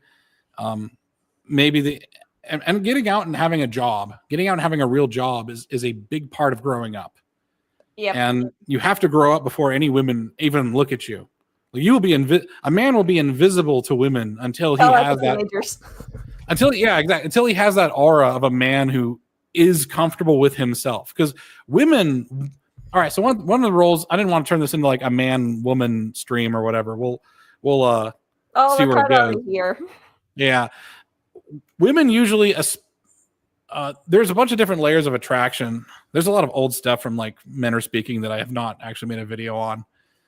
Which I'm trying to get my S together so I can do it. But quite frankly, my wife is able to eat food again, like proper food. Like we went to Steak and Shake and had a meal, and it's like nice. Her diet was so bad that it would be down to like rice noodles and ketchup, and then everything else would make her horribly sick. Wait, so what? Yeah. She had terrible dietary stuff. Oh, God. Once we moved out to the country and got away and got proper food, she's night and day, just so much better. Yeah, I would say like when I was in Italy for those 6 months, a lot of my health issues went away. It was nuts. I came back and they came back with a vengeance. Yeah. I saw this guy, Matthew Iglesias. He's on Twitter, Zitter, whatever the hell you want to call it. And he was saying like, well, removing food dyes isn't going to make Fruit Loops healthier. It's like, you're removing horrible poisons that make your stomach turn. Like sugar is calories as far as I'm concerned. Is there an addictive aspect to it? Sure. Is there other effects that could happen? Maybe. It's not as bad as the horrible food dyes that just make your stomach turn. Like you could just look at Europeans. Yeah, you could just look at Europeans and be like, yeah, they're eating healthier food for sure. You might go vegan for aesthetical reasons. My wife was kind of vegan for a while. You can make it work. You'll lose some weight though. Yeah, I've switched to beef tallow, and my triglycerides dropped from like 36 down to 29 in the year, which is like ultra red high. Oh shit, you got triglycerides too. Like you're pretty high. So I was actually getting a pat on the back from my doctor, my registered nurse lady. My cholesterol went down, and I was eating pretty ritzy peanut oil. I wasn't even eating vegetable oil. It was just peanut oil. But peanut oil is also, I looked at the process of making it, and there's bleaching, acid, bathing, and all sorts of stuff to make it look pretty. Well, my brother-in-law actually has a peanut allergy, and he can have peanut oil, and that's really something. So that's so detached from what actually peanuts are. Oh my God. Yeah. Oh my god. I'm like, That's if insane. someone who has peanut allergies can eat peanut oil, that's a red flag. Yeah, man. So I switched over to beef tallow, and it's great. You don't use hardly as much, and it I'm tastes better. personally a fan of butter. Butter's great. Butter's great. Yeah, butter's great. Best way to clarify butter, I learned from Fallow. I'm addicted to carpentry and food channels on YouTube. Fallow is a restaurant in England that I want to go to someday. They're very expensive. But their chefs have a YouTube channel where they just post how they make all their food. I was like, this is outstanding. And really? You the need best way to somebody look at that. I will. You know what? I'll put it in the chat. The best way to clarify butter. Take a guess. Take a guess. Put it through I want to say one of those cheese rags. I'm blanking on the name of them. I mean, that's one way to do it, I suppose. Here, Fallow London. Here it is. I'm putting it in the general chat. I think it's London. They put it in the microwave. What? They cover it and just put it in the microwave. Because you're just trying to melt the cheese. Or sorry, melt the butter. So that's what they do. And if you want to add some of the butter proteins back in and then put on the stove, it'll make ghee. But like, there's the same thing goes by the way of like cooking onions. Like for them, they put it into a container with some water on the bottom, and they put it in the microwave, and that softens the onions. I was like, that's awesome. Oh, enjoy your onions. I'm allergic. Oh, that's true. I'm sorry. Yeah, that's fine. Yeah. I've seen a lot of stuff. I don't know about this guy. I don't know about this one guy, but there's a heart doctor. Oh shoot. It's like, I think it's like I Fix Hearts or something like that. He wrote a book on all the misunderstandings of cholesterol. Here's a bit of background lore for me, and a bit of disclaimer. The guy I Fix Hearts was a member of the Liminal Order by Jack Murphy. I know that because I was also in the Liminal Order because it was for lulz. I was in there for those are really.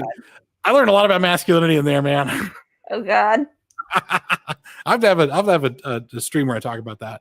I like most everybody who was in there, and most everybody who was in there was earnest. Can I tell you one person who was in there that I don't like? Who? Martyr Maid. He's on X.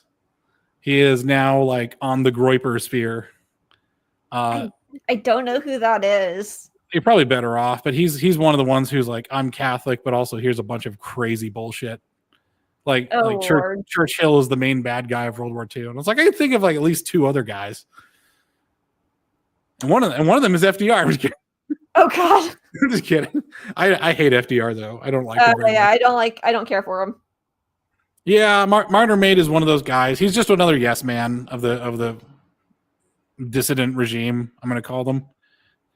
I'm sorry to say this, that he's kind of in the academic agent sphere. I used to really like Academic Agent, which is why it hurts so much that he's like gone kind of off the deep end. I see a few things from him once in a while, and I'm like, oof. Oh, yeah, come I've never on, really man. been in the Academic Agent sphere. Like I've seen him occasionally through Lotus Eaters, but yeah, I really like his Curtis stuff. Like when he's reviewing media, he's fantastic. But he's one of the ones that blames the tiny hat people for everything. And I'm like, oh God. Yeah, exactly. Martyr Maid is the same way. That's why I say he's in the Groiper sphere, not the Groiper sphere. Yeah. That'll be another subject. I don't know if I'm going to have Cosma on that. You're always welcome to join. By the way, if you want to join in on a subject, feel free to. I usually post the link on this on YouTube about 4 hours early so that people can chime in. But if you're ever just curious, like, hey, what are you and Alex doing? Like, what are you and Cosma doing? Just let me know. Yeah, you'll have to upgrade your stream so I can join in and throw in. I might have to because we want to have Stelios on pretty soon. Sometime in August. That's right. You did mention that. That'll be cool. I got to learn how to pronounce his last name. But I butchered it so bad. I was like, man, I feel so bad. Oh God, now I'm about to butcher it if I look it up. Butcher it. And the thing is, I was spelling it completely. Anyway, no worries. Yeah. So this weird online world has turned into so sensationalist bullshit. And I made a video on this, my last posted video, not a stream, but a video, is that I'm just so sick. My sympathy fatigue. I'm so fatigued in so many ways. I'm so fatigued in every way. Where's the StreamYard link? I'll send you guys a StreamYard link sometime. There's burning stuff. I'm going to catch up on this glucose stuff because I'm pre-diabetic, but that's because genetics. There's nothing I can do about it. I've got a really low body fat percentage, but I'm just going to be pre-diabetes for the rest of my life. Howdy Doodly. I don't want to say too much, but he is also diabetic. He can probably give you some pointers. Who? One of the guys in the comment section. Oh, really? I don't know. Yeah. Oh, okay. I got you. Yeah, man. I'm not. Yeah, I think I'm going to be type 1 probably too. I'm like pre-diabetic. Like I'm on the borderline. Okay. I'm on the borderline of healthy, and they're just going to keep an eye on it. And I've been borderline. You can change it a bit, brother. Yeah, all right. Yeah, I'm willing to try all sorts of stuff. Like so far, I gotta say that the X sphere, you think the X bullshit sphere would be like really wrong about nutrition, but they've been pretty good actually. Pretty good. Yeah. Now supplements is a different story, but so I don't do supplements really. Yeah, I bought the supplement. I put it on an X earlier. It was called like Testo Jack, and I was like, I have to buy this and try it. They have some of the craziest names, like Testo Jack. What is that? Yeah, I'm gonna try it out. I mean, so far I don't feel anything different, but I mean, maybe my testos will get jacked. I don't know. I'll let you know. Put testos updates. That's the real Mentor speaking right there. Yeah, I don't get in the world of supplements. There's way too many. That would be awesome if there's somebody out there who just didn't care about their own body, just did supplement tier list and just went through everything from like gas station up to $1,000 a pill. Oh Lord. Oh my gosh. Yeah. I don't is that gamer sups at 1? Yeah, lean at 1 a.m. Found it the hard way. Yeah, I try to do anything at 1 a.m. That's the worst time to do anything. Most productive. That or 3 a.m. I'll just wake up at 3 a.m. and then I want to walk in my room and I'm like, I can't. My parents are sleeping. Yeah. The problem I have right now is with these guys who are doing the influencer bullshit, and they're just panicking all the time. Yeah. Well, like you said earlier, the money. Yes, I think a lot of people are going broke. Yep. Yeah, in my independent video, the one I did on my channel that's just a video, I'm like, I think a lot of these guys are losing a lot of money. Oh my gosh, you know what? I actually have I'm just going to share my screen. Add to stage. There we go. Okay, adding my stage. I'm going to go to my bookmarks because my bookmarks are hilarious. I've got Eurocope, Don't Judge, Video Assets, The People Are Retarded, Religious Right, America Fuck Yeah, which is one of my big. I also have Broke Ass Influencers. Here's here's Rasmussen polls. The reason why Mark Mitchell of Rasmussen is losing his damn mind. Yeah, I've been looking into jobs for timing over the next election, and let me tell you, corporate hiring seems broken. Yeah, so he's looking for a day job, right? Yeah. Thomas Massey and his influencers, right? You start to see like lots of pushing for Secretary of Agriculture out of bloody nowhere. Mm-hmm.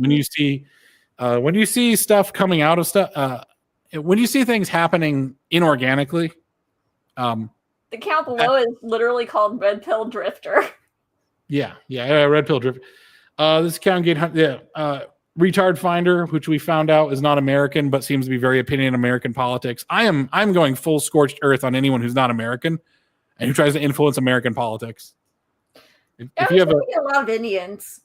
Yes, he was tracked down in New Zealand based on because he made a crypto coin. Because of course he did.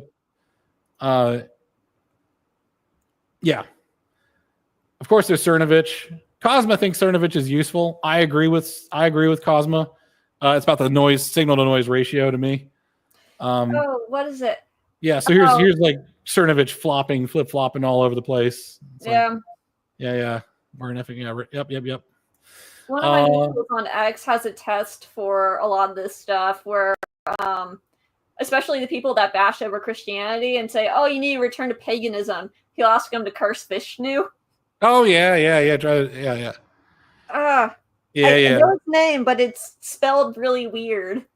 I cannot pronounce his name because I'm the worst with names. It's all good. Don't worry about it. I'll take vague. I'll take vague vagaries anytime. Yeah. So, and also like the stuff everyone panicking about midterms and stuff with the Epstein stuff was like his numbers never ever went down, not even once. And I had a suspicion about this phenomenon back when the Bud Light stuff happened. Mm-hmm. I'll just share it to you now. Cosma, anything for you, man. Cosma's fun. I like having him on because he's really good at disagreeing in a way that isn't purely retarded. And doesn't have as many stutters, right? Oh, your stuttering is fine. Don't worry about it. I don't. This is a live stream. People are going to talk a little fast. Cosma has the name. That's him. Cosma, yeah, he's in the chat. Yeah. He's a good guy.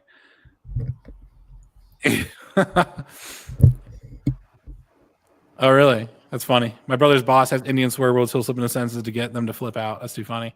I know a bunch of Turkish swear words because my friend in high school was Turkish. Asitra Gita Nanushka Capella to all of you. Whatever that means. He never told me what it means. It says really bad. Yeah, so anyways, the polling never went down, right? And this is what I call the Bud Light effect. Everybody was saying Bud Light screwed with the Dylan Mulvaney thing, right? And I had a tweet on an old account long ago that said, this is too soon to say. Right? This is too soon to say. Usually these things take time. Yeah, exactly.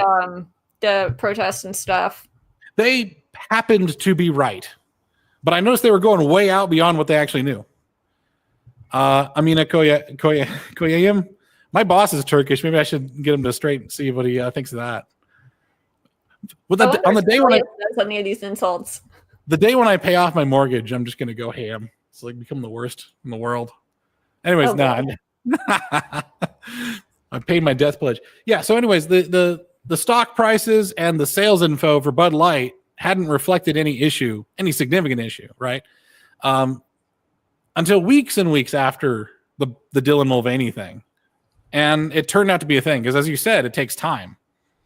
Yeah, and to be honest, when the Bud Light stuff first started happening, I know there was a huge push, and I had so many times seen that these big pushes are big nothing burgers that I was expecting the same thing to happen and be like, oh, that would be nice if these things actually had a knock-on effect. And then when they actually started to have a knock-on effect, I was like, oh, that's different. Jahanvi, I'm sorry that you're having network issues. It'd be nice to see you on the next one. Aw. Oh, I totally feel this way about the quartering. I'm not quite there yet with Grums. I don't know if he's fully grifting yet. Yeah, I used to follow the quartering, and then some of the stuff he was saying just didn't make any sense to me.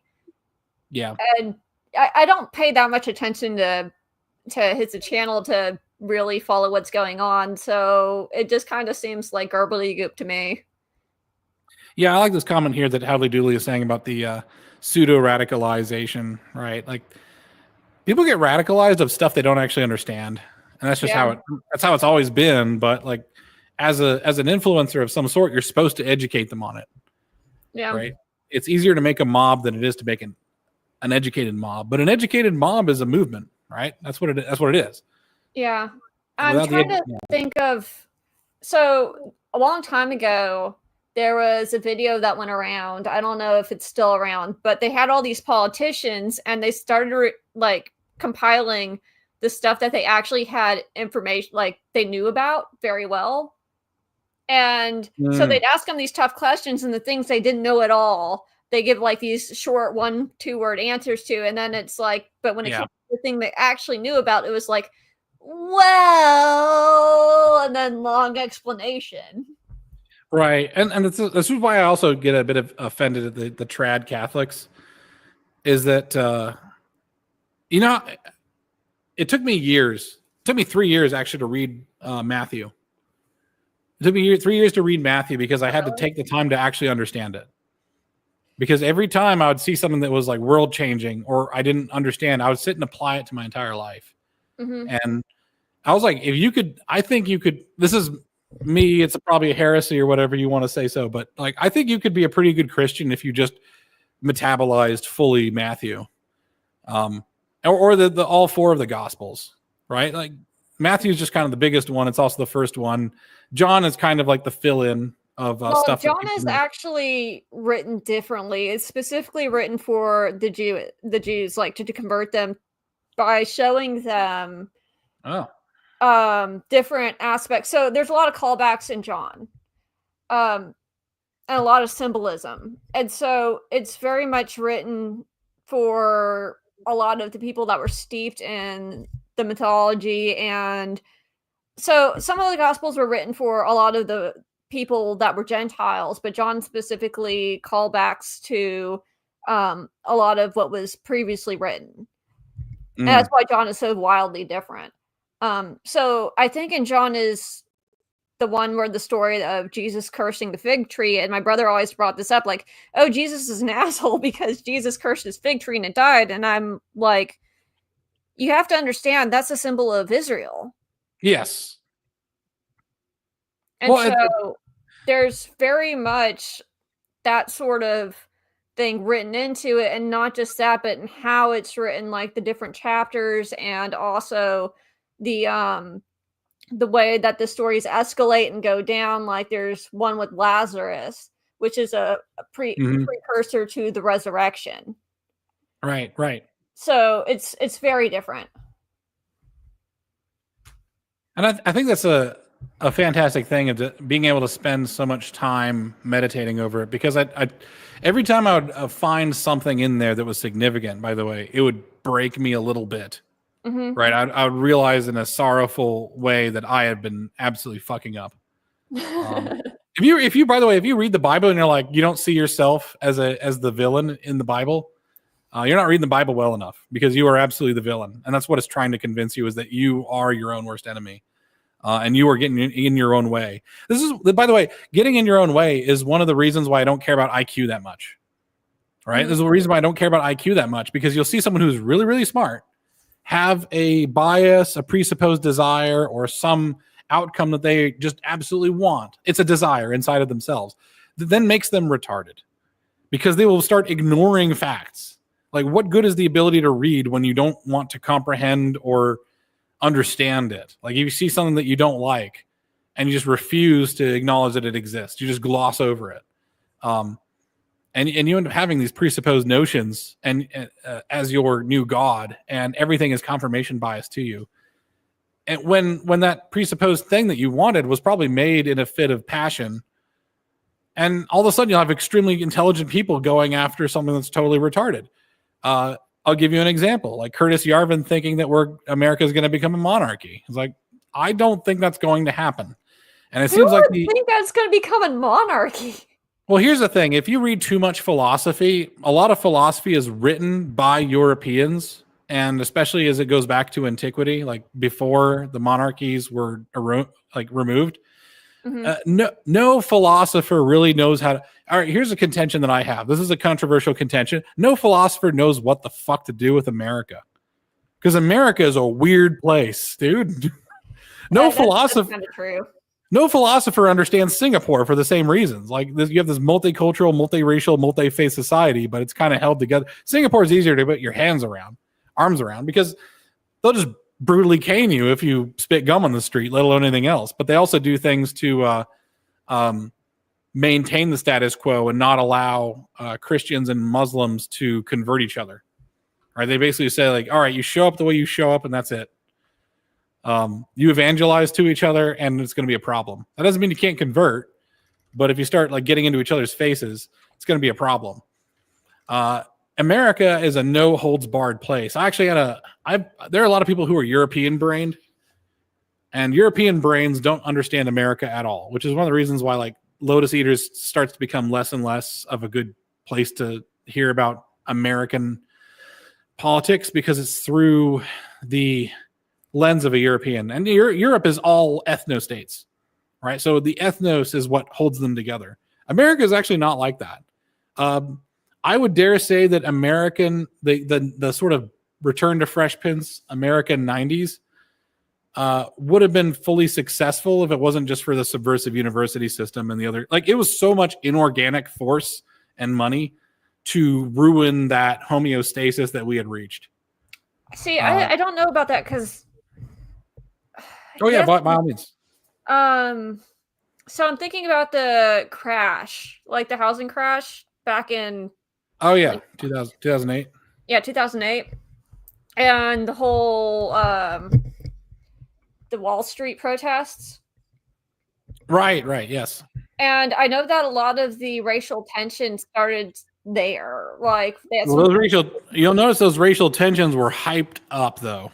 yes. That was And I not know that was organic. inorganic, and I feel like a That's lot of my that did opinion. come back Yeah. as a result of people being upset about the financial crash and the banks getting bailed out, which they should not have been. Right, exactly. You actually had a good, I mean, according to Tim Pool, right? That's an amount of unity between the races and classes there, which then got ruined because they started ramping up the machine, which, by the way, the media machine is not nearly as strong as it used to be. So that media machine was standing on hundreds of years of goodwill.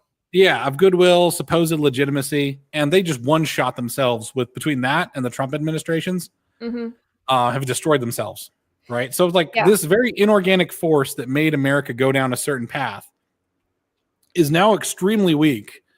I'd say we go back and give it another try, right?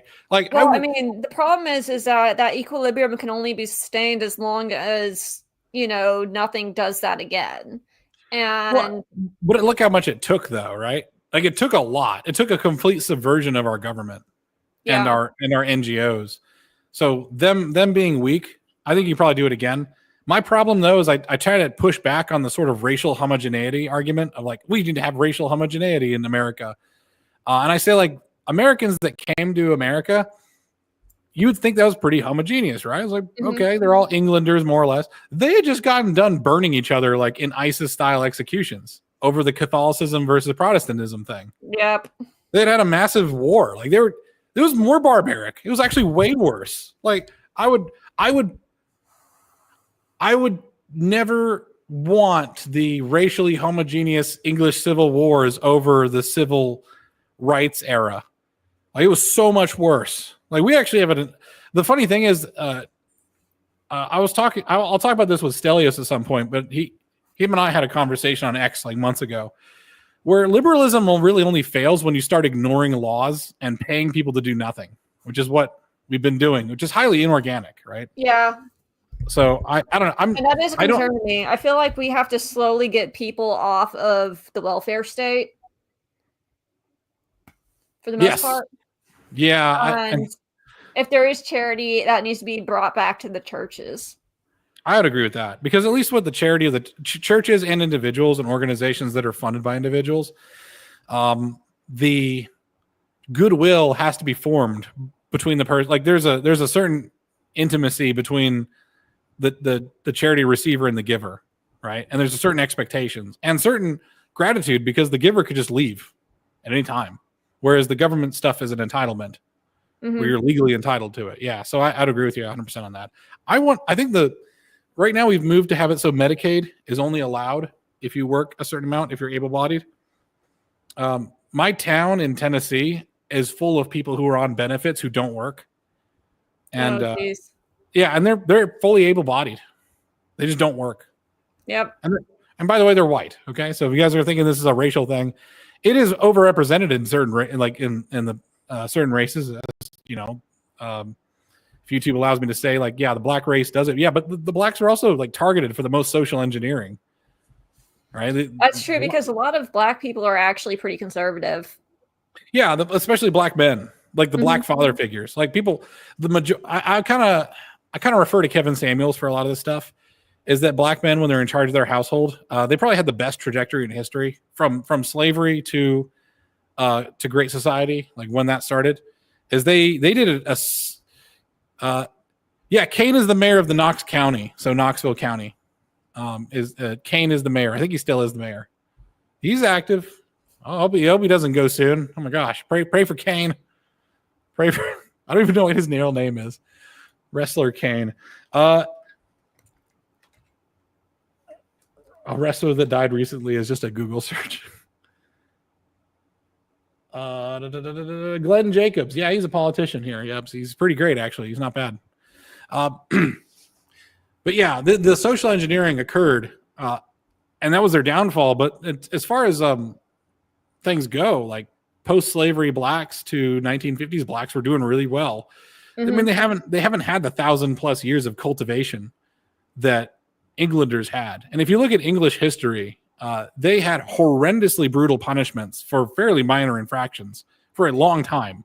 That's Yeah, It's that's a kind of long amazing time. how much things have changed now. Yeah, like the civilizing of Black Americans through history was actually fairly gentle, with like minor incidents. But like you'd have lynchings and putting in gibbets and stuff of Englanders. You'd think they're a bunch of animals. They probably were back then. That's how it is. I mean, human nature is that way. That tremendous punishments are required to make a good people, which makes God make a lot more sense. But yeah, I actually have a video that I want to do that's called "In Defense of Black People" because they've been the target of horrendous social engineering, and they're a canary in the coal mine. Like the same social engineering has happened to women too. Like, what are you going to do? Like, go without women? Like, you have to save the tribes that have been targeted to lose, right? Well, Like, the problem with a lot of women is that they're more susceptible to like social pressures. I would argue the same thing about blacks as well. But yes, like I don't think the black people are as susceptible to social changes, as especially ladies when you look are. at their culture. Right. I think the problems are with that is that they're smart and they see like what's the word I'm looking for? Well, they see the they see the incentives in the system because the incentives are also educated to them. Yes. Right. Like specifically, it's almost like you see an area that has more Christians, and you're like, well, that's because they had a lot of missionaries. Like there was more attention put on those people. Yeah. The fun, yeah, this is hilarious. Like the Groypers are living in the paradise of no women, which is like okay. I'm sleeping in a big bed with my wife, sort of lifestyle. But They're yeah, living in the Groyper's paradise. make a parody song about that. I've been spending most of my lives living in a Groyper's paradise. That'd be so funny. I might write that. That's funny. Yeah, Elon just has the Catboy farms up and running. God. The Jesus new Christ. Grok avatars. Have you seen those? It's so on the nose. It's so on the nose. The one looks like Misa from Death Note. I was like, I know what you're doing there. It's so easy to one shot. I mean, I'm sorry, Gen Z, but it's so easy to just one shot you guys. Oh my gosh. It's like you guys are like at the base level of human development, and you could just put sex and violence in front of you, and the human desire for moral infallibility, and it's like you just gobble it up. For them. It's like their brains have got to be like fried. You have to deprogram them. A lot of them are cool. By the way, I always say like a lot of Gen Z who it's about how they went through the COVID stuff, right? Yeah, I think is a big part of it. And it's the same thing with millennials and everybody else is like, how did you respond to COVID? Like, did you get jacked and do push-ups, or did you become like a crazy bug man living in your basement, and having virtual pleasure for all the time, right? Like, so. A lot of Gen Z has chosen the virtual pleasure, and it's like I don't think there's a way to fix them. I don't think, because you have to be willing. And every time I try to come in and help them out, they just tell me a sob story about how it'll never work out for them. And I'm like, I can't save you. And I feel like some of that is also the fault of the system, quote unquote. Well, it is. I mean, yeah. And how we train young people, like in the school system. Public schools are so awful. They're freaking prisons. And sort of the sit down, shut up, listen to what I say, even if you're right, you're wrong sort of mentality that is forced upon people of that age. And if they don't break out and realize that they can just do things as adults, then they're stuck. They're stuck until they realize that they're adults and they're free. Yeah. Okay, here's a subject I'm going to get into that's kind of like controversial. Is that I really dislike the trad wives, especially when they get up on a high horse morally, because they're like hyper anti-pornography. Like they'll say they criminalize pornography. I don't disagree, but the thing I have a problem with them is that they don't go after the pornographers at all, because the pornographers are women. I was like, you realize these women are knowingly grooming underage men, and they're turning them into simps, right? Like. So I feel like the problem with a lot of the trad girl, like those sort of girls, is that they target those guys for the exact same reason. Oh yeah, no, exactly. They're only fan girls in a different skin suit. That's Oh what it yeah, feels absolutely. like. They're selling a different fantasy. But Yeah.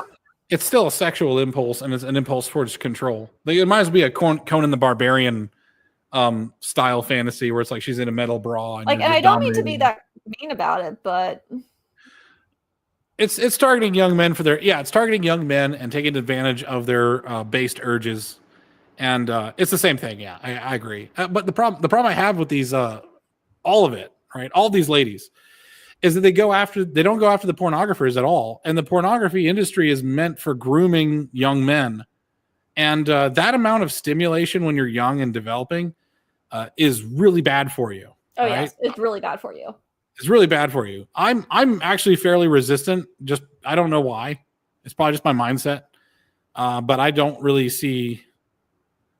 have like a heavy like drive. I mean, I have a sex drive, but I also see women as a lot of trouble. I see women as a lot of trouble. So like I was propositioned for a threesome when I was in college, and I was like, like Mad Max from Fury Road. I was like, oh, that's a trap. Like, I'm not doing that. Yeah, that's a trap. I mean, they were two attractive blondes, but I was like, this is too easy. This is a trap. What do you really want? Although I gotta say, I ran into one of them at Sam's Club. She was a clerk there, and I was like, one of the things I judge ladies on is if you have a job and you seem to enjoy yourself at your job. Because I was like, okay, then you might enjoy yourself at home working too, right? But if you're like at your job and rolling your eyes and being a shit, I'm like, oh, I don't want to marry that.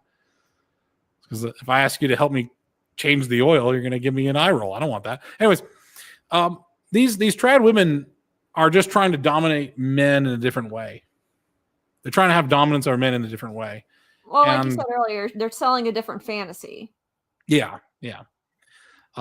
And by the way, they're not gonna live that way at all in practice. I never see the husbands, right? And it's okay to be a housewife. Like, well, the thing is, what I see is the boob shots. It's like half the time they're not really showing their face, but what they are showing is their boobs. Yeah, exactly. If you're showing your boobs, you're not trad. Well, what the hell is that? You're like a temple prostitute at that point. Like, older men know that.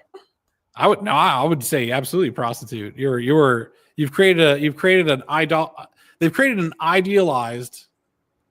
ideological lifestyle they want you to live that has all these trappings of it, and then they promise. It's like promising the virgins after martyrdom for the Muslims. It's like this is what you can have, but they're OnlyFans girls, right? They're not.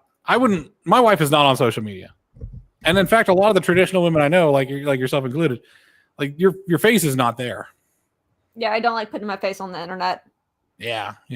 I feel that. Everyone thinks I'm Jewish or something, or Middle Eastern, which is funny because I'm like half Chinese, half Northern English by blood. But I have a tan because I work outside a lot. Oh, well. Anyways, we're at the 2-hour mark. You want to wrap it up? Did we get to everything you want to talk about? Let me look at my 5 pages of notes. Oh, my gosh. Tell you what, look at that. We can continue this another time. Next week, I'm probably going to have Cosma on. Okay. And yeah, it's smart. It's probably, exactly right. It's not smart to not show your face. You want to show your feet, though. I'm just kidding. What's with the feet thing? What is with the? I don't know. I think it's a meme that turned into reality because people who live online can't tell the difference between ironic and actual. Also, by the way, when you're young is when all the weird fetishes like kick in. Right? Oh, really? Yeah, because you're just attracted to everything when you're young. It's like you're malleable. You haven't really created your preferences yet, so that's why a lot of grooming happens young for the same reason. Well, I forget which statistic it was. It was like some percentage of people who are homosexual have had sexual assault in their past. Yeah, I've seen that. Yeah, and I've seen the one comic on it from what's his name? I'm forgetting all the names. Was it SKS cartoon or is it Stone Toss? Or George Alexopoulos? Stone Toss. Stone Toss. Okay, yeah. It was Stone Toss. Yeah, exactly. It's not organic. That's why I think children. when it comes to children, don't give them anything that's really extreme stimulus that like, oh, pleasure. Like even sugary stuff. Like kids go absolutely ape over sugar. It's not healthy. Like you're feeding your this is how boomers get made. Like you ever seen a boomer eat? It's all like zebra cakes and Little Debbie's. I had to strain to think of the brands because I don't eat them. I had some boomer in-laws over for a while, and they were just eating sugar. I was like, good God, this is a terrible diet. How did you get this way? It's because you ate a lot of sugar when you were a kid, and you can't get over the high. You need more of it all the time. It's like it's the reason you don't get alcohol to children, because it's so overwhelming for them that they need more of it all the time. It's actually better that they grow up kind of deprived of that stimulation, so that when they're older, they know how to manage it. Right? The self-awareness is there, but also the soberness of mind to not like delve deep into something they shouldn't be into. Yeah, probably internet's the same way. Yeah. So a lot of these women crap all over the guys for porn addiction, and I'm very sympathetic to the guys because I'm probably thinking that they've been groomed by the internet. Yeah, well, they can say all they want about porn addiction, which is bad, and I do not like. Also, women in their smut. It's a lot worse than you think. If you guys want to talk about women in their smut, see an earlier, like probably the last time you were on here, like years ago, a couple years ago. Yeah, we were talking about that. Oh shoot, I was gonna mention something else and it totally dropped off of my mind. That is okay. We'll let that thought go. Yeah, Pokemon inadvertently making furries. There's a lot of stuff that inadvertently made furries. You got My Little Pony, all this weird stuff. Yeah, keep your children away from overall pleasure because they will become addicted to it and dive deep into it, and it'll become a dark hole. And I think that's where a lot of groypers come from too, because they're finally getting the social acceptance they can never get, and it's a big love bomb. And all they have to do is hate Jews, and they get positive reinforcement. Lots of likes. There's a lot of stuff that people do for likes that's insane. Yeah, the dopamine hit. I got accused of that before, but yeah. Okay. We all fall into it. I fell into the rage algorithm for a while, which is why that's why I'm not like crapping on that Derek S fella. I hope he's doing well. Yeah. It's like, we all fall into the rage pit. You know, we're all angry at something. And I was getting depressed for a while because I was getting nothing but a lot of pro-feminist. Also, women are the worst, and women are whores, and also women are ugly. And if you're in your 30s, you're an old granny and all that sort of rage bait. Yeah. It was like the algorithm knew, and it gave me all of it. All of it nonstop. Algorithm's demonic. I'm muting people pretty quickly now. Yeah. But yep. All right, guys. I'm going to call it because it's time for me to get ready for bed. Say hi to my wife. Have fun. Go hug your wife. Yeah. Thank you, Luna, for joining us. And no problem. I hope I did okay. You did great. I loved it. We'll have to have you on again. You got more comfortable as time went on, I think. I detected it. Yeah. And Rob, howdy doodly, everybody who's on here, thank you so much. Jahanvi, Scholasticus, and Karita. I'm so sorry if I butchered that name. All you guys, thank you so much for spending some time here. I do this show every Thursday at 5. Next week, I'll have Cosma on, I think. I'll have to confirm with him. Everybody, have a great day. All right. Bye. Bye-bye.